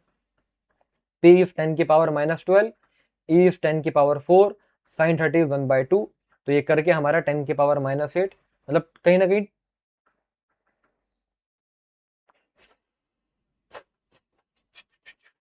5 इंटू 10 की पावर -9 आ रहा है। देख लीजिए, जहां तक मेरी गणित कह रही है 5 इंटू 10 की पावर -9 आ रहा है। चले भाई, अभी तो बहुत देर से सवाल हो गए, लगभग 100 स्लाइड हो चुकी हैं। और थोड़ा सा एडवांस लेवल पर भी मैं तुमको खिलाता हूँ। 2024 में पेपर 2 के अंदर आया हुआ सवाल JEE एडवांस का, इन टॉपिक के ऊपर जो मैं अभी आपको पढ़ा रहा हूँ। कहा गया है कि भाई एक हमारा एक स्फीयर है, और कैसा स्फीयर है भाई? स्फेरिकल शेल है, मतलब वो कंडक्टिंग स्फीयर है, अंदर चार्ज नहीं है, अंदर इलेक्ट्रिक फील्ड नहीं है, अंदर चार्ज नहीं है, अंदर इलेक्ट्रिक फील्ड नहीं है। दिख रहा है आपको ये स्फीयर? ठीक है। एक डायपोल आपने लाके रखा है ऐसे थीटा एंगल पर, और वो रोटेट कर रहा है, वो रोटेट कर रहा है। अगर आपने इनिशियली थोड़ा सा थीटा एंगल दिया तो उसकी एंगुलर वेलोसिटी बताओ। देखो पहली बात तो ये, dipole will go under small oscillation at very finite value of R. समझो भाई, मुझे बताओ डायपोल पर टॉर्क कब लगेगा? तभी ना जब इलेक्ट्रिक फील्ड में रखा हुआ हो। और इलेक्ट्रिक फील्ड कहां पर है? इस स्फीयर के बाहर, अंदर तो है नहीं। तो ये बात तय है कि स्मॉल आर की वैल्यू स्फीयर की जो रेडियस है, स्मॉल आर का मतलब डायपोल का डिस्टेंस फ्रॉम द सेंटर, और कैपिटल आर का मतलब स्फीयर की रेडियस। तो स्मॉल आर की वैल्यू कैपिटल आर से ज्यादा होनी चाहिए, मतलब डायपोल स्फीयर के बाहर होना चाहिए, तभी इलेक्ट्रिक फील्ड होगी, तभी टॉर्क वगैरह जो भी आना आएगा। तो पहली बात ये small R should be greater than capital R. Option B the dipole will go under small oscillation, वो तभी होगा जब बाहर होगा। तो पहले तो बी वाली बात सही हो गई। आइए मैं थोड़ा सा अच्छे लेवल की आपको बातें बता रहा हूं, अच्छे लेवल का दिमाग चाहिए होगा, जरा ध्यान से सुनिएगा। मैंने अभी तक आपको पढ़ाया कि यार टॉर्क का फॉर्मूला होता है PE sine theta. Sine theta को हम थीटा बोल देते हैं अगर एंगल बहुत स्मॉल हो। और सिंपल हार्मोनिक मोशन चैप्टर के अंदर 11th क्लास में अगर नहीं पढ़ा है तो वह भी बता देता हूं। और रोटेशनल चैप्टर के अंदर, रोटेशनल चैप्टर में हमने पढ़ा है कि टॉर्क का फॉर्मूला आई अल्फा होता है। नहीं पढ़ा तो इसमें तुम्हारी खता है भाई। मैं तो फिलहाल 11 भी पढ़ाऊंगा, लेकिन रोटेशन बहुत समय के बाद आएगा, भी एकदम से तो नहीं आएगा। लेकिन फिलहाल टॉर्क का फॉर्मूला आई अल्फा होता है। और सिंपल हार्मोनिक मोशन चैप्टर के अंदर अल्फा को ओमेगा स्क्वायर थीटा बोला जाता है। अब ये बातें नहीं मालूम थी इसलिए मैंने आपको बता दी, वरना तो डायरेक्ट फॉर्मूला। देखो अब मैं अगर दोनों को बराबर करूं, थीटा से थीटा गायब हो गया, तो पीई जो है आई ओमेगा स्क्वायर के इक्वल आया। तो यहां से ओमेगा की value under root PE upon I आ रही है। यहां पर P dipole moment, E electric field और आई मोमेंट ऑफ इनर्शिया। और जरा इस चीज को भी समझ ही लेते हैं। ई क्या है? इलेक्ट्रिक फील्ड, स्फीयर की वजह से। तो स्फीयर को अगर मैं पॉइंट ऑब्जेक्ट की तरह ट्रीट करूं तो स्फीयर की वजह से इलेक्ट्रिक फील्ड का फॉर्मूला आएगा K Q by small R square. वैसे स्फीयर की वजह से इलेक्ट्रिक फील्ड मैंने आज नहीं पढ़ा है, क्योंकि वो गॉसेस थ्योरम के थ्रू हम पढ़ते हैं, तो वो चीज भी आगे डिटेल में आ जाएगी। फिलहाल के क्यू बाय आर स्क्वायर, तो यहाँ पर इलेक्ट्रिक फील्ड की जगह पर के या फिर 1/4 पाई एप्सिलॉन नॉट बोल दूं, तो Q upon 4 pi epsilon naught R square. अब सही है? अब देखो, तो अपॉन में अपॉन में 4 pi epsilon naught R square. एक चीज और, हमें जितने भी ऑप्शन दे रखे हैं ना, यहाँ पर आप शायद आपको ऑप्शन नहीं दिख रहे होंगे, ऑप्शन में सिग्मा लिखा हुआ है। सिग्मा मतलब सरफेस चार्ज डेंसिटी स्फीयर की। तो स्फीयर की सरफेस चार्ज डेंसिटी का formula Q upon 4 pi capital R square है। ठीक है, इसका मतलब क्या हो गया? मैं क्यू की वैल्यू पुट कर देता हूं, तो पी अपॉन आई तो चल ही रहा है। क्यू की वैल्यू पुट करी तो वो sigma 4 pi capital R square ऊपर आया, और नीचे 4 pi epsilon naught small R square चल रहा है। 4 पाई से 4 पाई कट गया। अब देखो, ऑप्शन सी में लिखा हुआ है कि स्मॉल आर 2r के बराबर है। स्मॉल आर 2r के बराबर। तो अगर तुम स्मॉल आर की जगह पर 2r रखते हो ना, स्मॉल आर की जगह पर अगर 2r रखते हो, तो ये बनेगा p sigma upon I 4 epsilon not. p sigma upon I 4 epsilon, मतलब ऑप्शन सी से मैच नहीं कर रहा। लेकिन यहीं पे अगर स्मॉल आर की जगह पर तुम 10r रखते हो, जो कि ऑप्शन डी में दे रखा है, स्मॉल आर की जगह पर 10r रखते हो, तो देखो मैंने क्या करा, ये मैं करके दिखा देता हूं। तो ये p सिग्मा आर स्क्वायर ऊपर है, ये आई एप्सिलॉन नॉट तो है ही, स्मॉल आर की जगह पर 10r रखा, तो ये बन जाएगा 100 capital R square. R square से आर स्क्वायर कटा, तो ये आ रहा है p सिग्मा अपॉन में 10 आई एप्सिलॉन नॉट। यही है देखो, p सिग्मा अपॉन, सॉरी 10 नहीं, 100 sorry p sigma upon 100 I epsilon not. Exact यही है, p sigma upon 100 I epsilon not. देख लो यार, दिख रहा है? तो ऑप्शन बी और ऑप्शन डी सही है, ए और सी नहीं है। ए और सी सही नहीं है। तो ये जेडब्ल्यू एडवांस का सवाल तुमको करा दिया भाई, हल्के में ले रहा तुम है। चलूं आगे? हाँ जी, देख लो, बी और डी सही है। और एक और देख लो, जेडब्ल्यू एडवांस 2019 का सवाल भी देख लो, ये तुमको दे दूं। कहा जा रहा है कि भाई इलेक्ट्रिक डायपोल है जिसका dipole moment P naught by root two I cap plus J cap है। देखो एक्चुअल में डायपोल मोमेंट है इधर पी नॉट, ये एंगल 45 है ना, तो एक्स एक्सिस में आ जाएगा P naught by root two I cap, और वाई एक्सिस में चला जाएगा कॉम्पोनेंट करके P naught by root two J cap.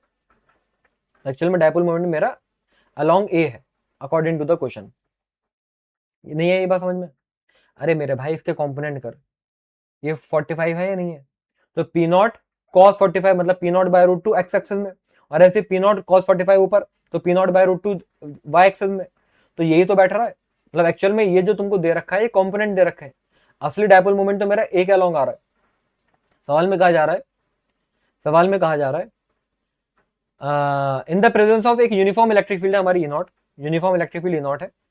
कहा जा रहा है कि अगर पोटेंशियल हमारा constant on a circle of radius R, देखो अगेन ये इलेक्ट्रिक पोटेंशियल वाली बात हो गई, अगले चैप्टर की बात है, थोड़ा सा बस अब आपको वही बात है, मैं सवाल तो छोड़ नहीं सकता, एडवांस का सवाल है तो थोड़ा मिक्स होके आता है, तो इतना बस जान लो, रीजन हर एक बात समझ में आ जाएगी अगले चैप्टर के अंदर, कि भाई हमारा इलेक्ट्रिक पोटेंशियल अगर इक्विपोटेंशियल सरफेस है, एक्चुअल में इक्विपोटेंशियल सरफेस है, मतलब जिस पर हर जगह पोटेंशियल सेम हो, ऐसी सरफेस जिस पर हर जगह पोटेंशियल सेम हो, तो उसकी शर्त ये होती है कि इलेक्ट्रिक फील्ड जो होती है ना वो परपेंडिकुलर होती है सरफेस के। इक्विपोटेंशियल सरफेस है तो इलेक्ट्रिक फील्ड क्या होती है, परपेंडिकुलर होती है सरफेस के। अब तुम सुनो कि कुछ भी कर लो इलेक्ट्रिक फील्ड परपेंडिकुलर आनी चाहिए।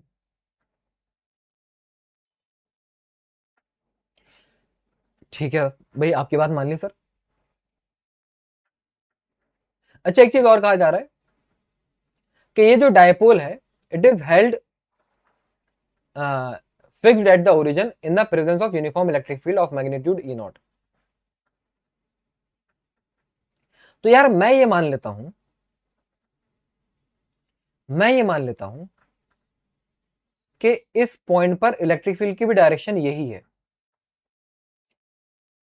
मतलब हमारी जो क्वेश्चन के अंदर इलेक्ट्रिक फील्ड दे रखी है वो मैंने डायपोल मोमेंट की डायरेक्शन में मान ली।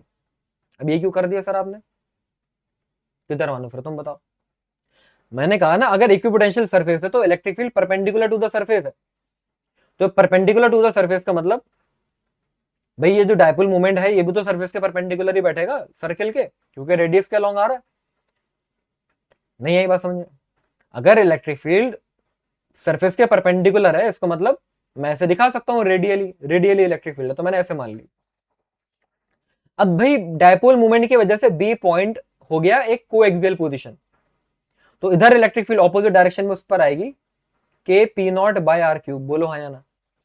डायपोल मोमेंट पी नॉट है उसकी वजह से इलेक्ट्रिक फील्ड ऑपोजिट डायरेक्शन में आएगी K P naught by R cube. अब इलेक्ट्रिक फील्ड अगर उधर है तो मतलब यहां पर भी मैं इलेक्ट्रिक फील्ड ई नॉट ऐसे दिखाऊंगा। अब ये क्या कह रहे हो सर, अरे भाई इलेक्ट्रिक फील्ड अगर इधर है तो यूनिफॉर्म इलेक्ट्रिक फील्ड हो गया ना, मतलब फिर ये है कि इस केस में इलेक्ट्रिक फील्ड यूनिफॉर्मली ऐसे ही है, मतलब सारी इलेक्ट्रिक फील्ड ऐसे जा रही आड़ी आड़ी, बस ये बात है। अब बी पॉइंट पर इलेक्ट्रिक फील्ड जो भी आनी चाहिए वो परपेंडिकुलर टू द सरफेस आनी चाहिए, टेंजेंट के अलोंग तो आनी नहीं चाहिए। इसका मतलब ये है कि बी पॉइंट पर इलेक्ट्रिक फील्ड 0 होनी चाहिए,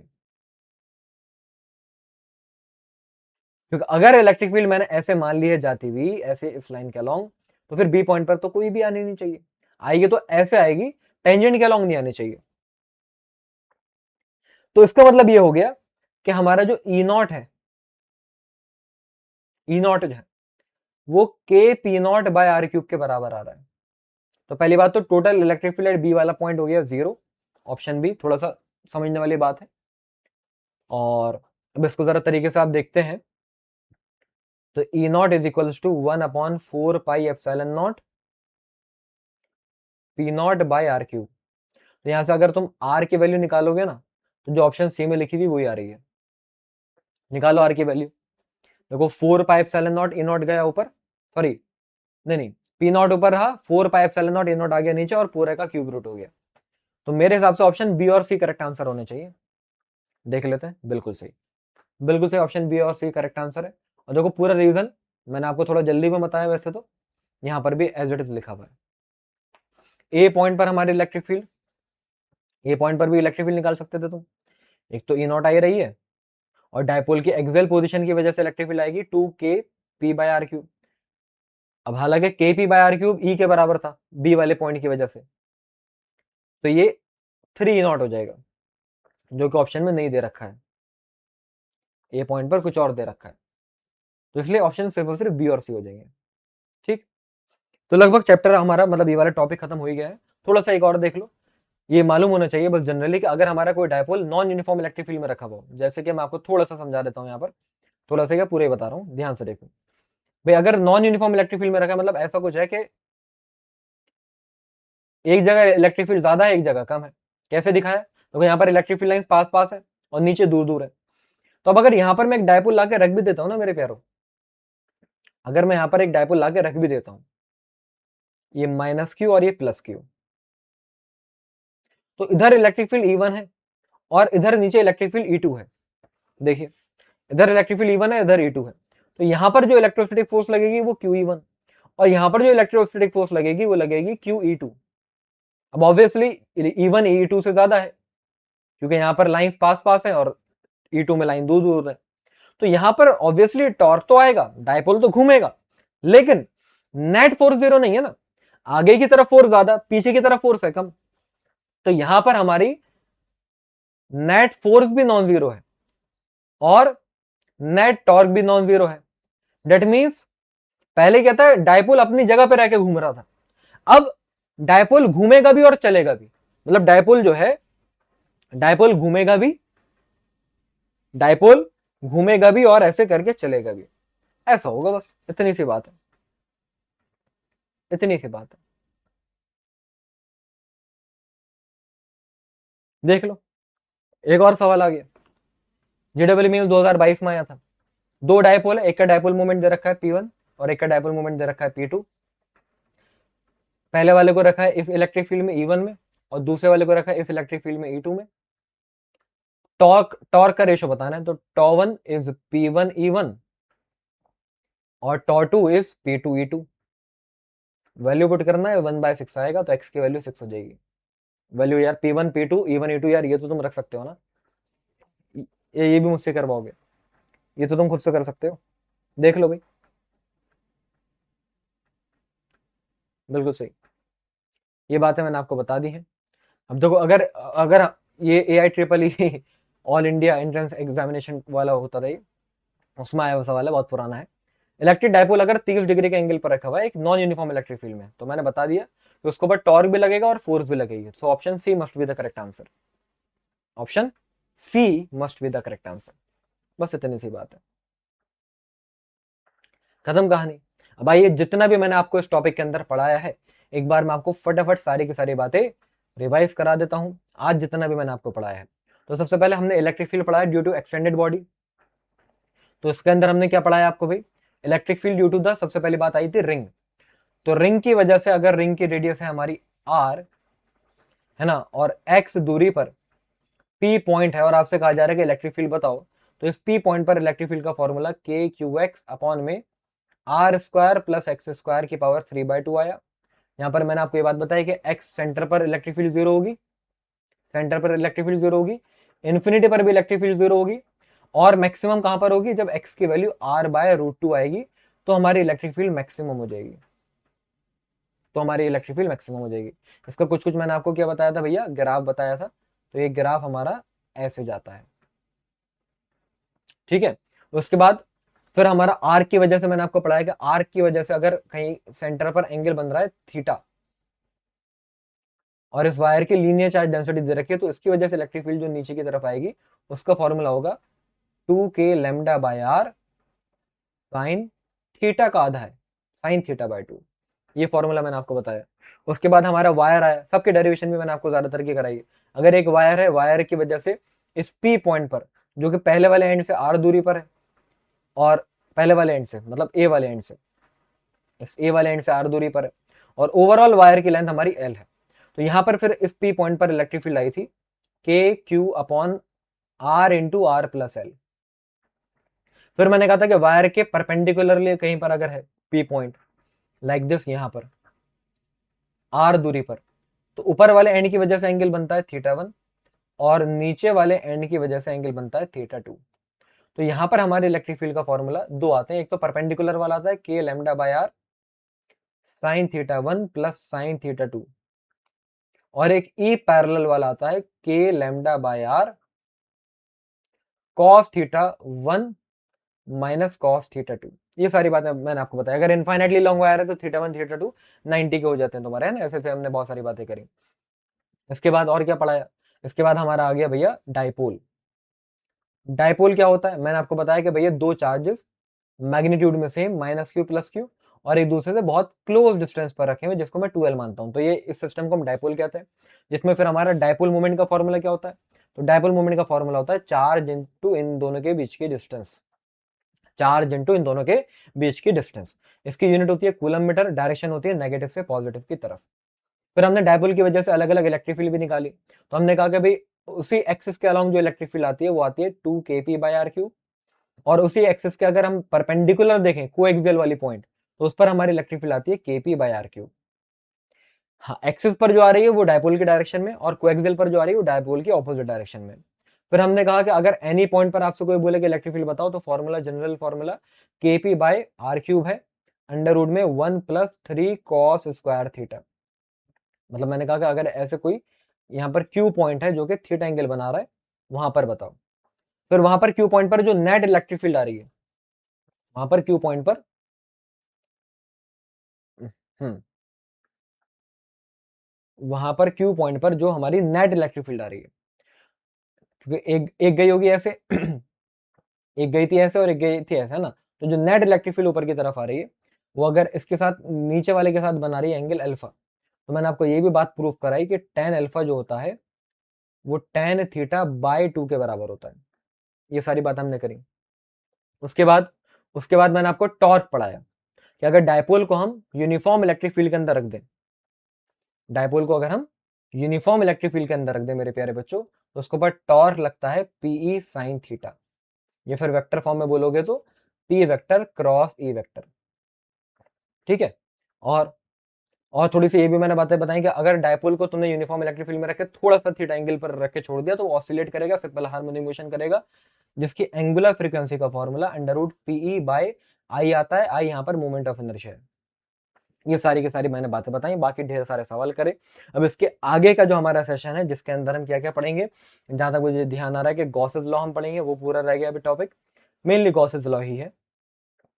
और गॉसेस लॉ की हेल्प से अलग अलग शेप जो अभी रह गए, जिनकी वजह से इलेक्ट्रिक फील्ड मैंने नहीं बताई है, तो वो भी वहां पर, जैसे शीट की वजह से, स्फीयर की वजह से, सॉलिड स्फीयर, हॉलो स्फीयर, उन सब की वजह से इलेक्ट्रिक फील्ड भी हम ड्राइव करेंगे, और ढेर सारे सवाल भी करेंगे। तो ये सारी बातें अगले सेशन में होने वाली है। फिर मैं बता रहा हूँ, बहुत जल्द एकलव्य टेस्ट सीरीज आने वाली है। अगर तुम ये सीरीज ब्लाइंडली फॉलो कर रहे हो, थॉरोली फॉलो कर रहे हो, ईमानदारी से फॉलो कर रहे हो, तो बस इसको और अच्छे से इंप्रूव करने के लिए तुम्हें सिर्फ और सिर्फ एकलव्य टेस्ट सीरीज चाहिए। ये वो एकलव्य टेस्ट सीरीज है जिससे मैक्सिमम नंबर ऑफ सवाल पिछले सालों में मैच हुए हैं जेडब्ल्यू मेंस में, और आगे भी पूरे पूरे चांसेस है कि मैच होंगे। तो ये तुम अगर और कर लोगे तो तुम्हारा बहुत ज्यादा फायदा, जरूर ले लेना, कोई ज्यादा महंगी भी नहीं होगी।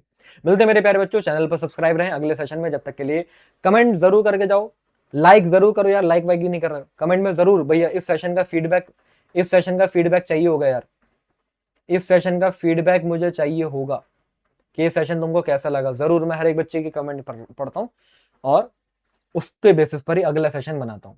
ओके, तो मिलते हैं अगले सेशन में, जब तक के लिए bye bye, tata, see you, जय हिंद।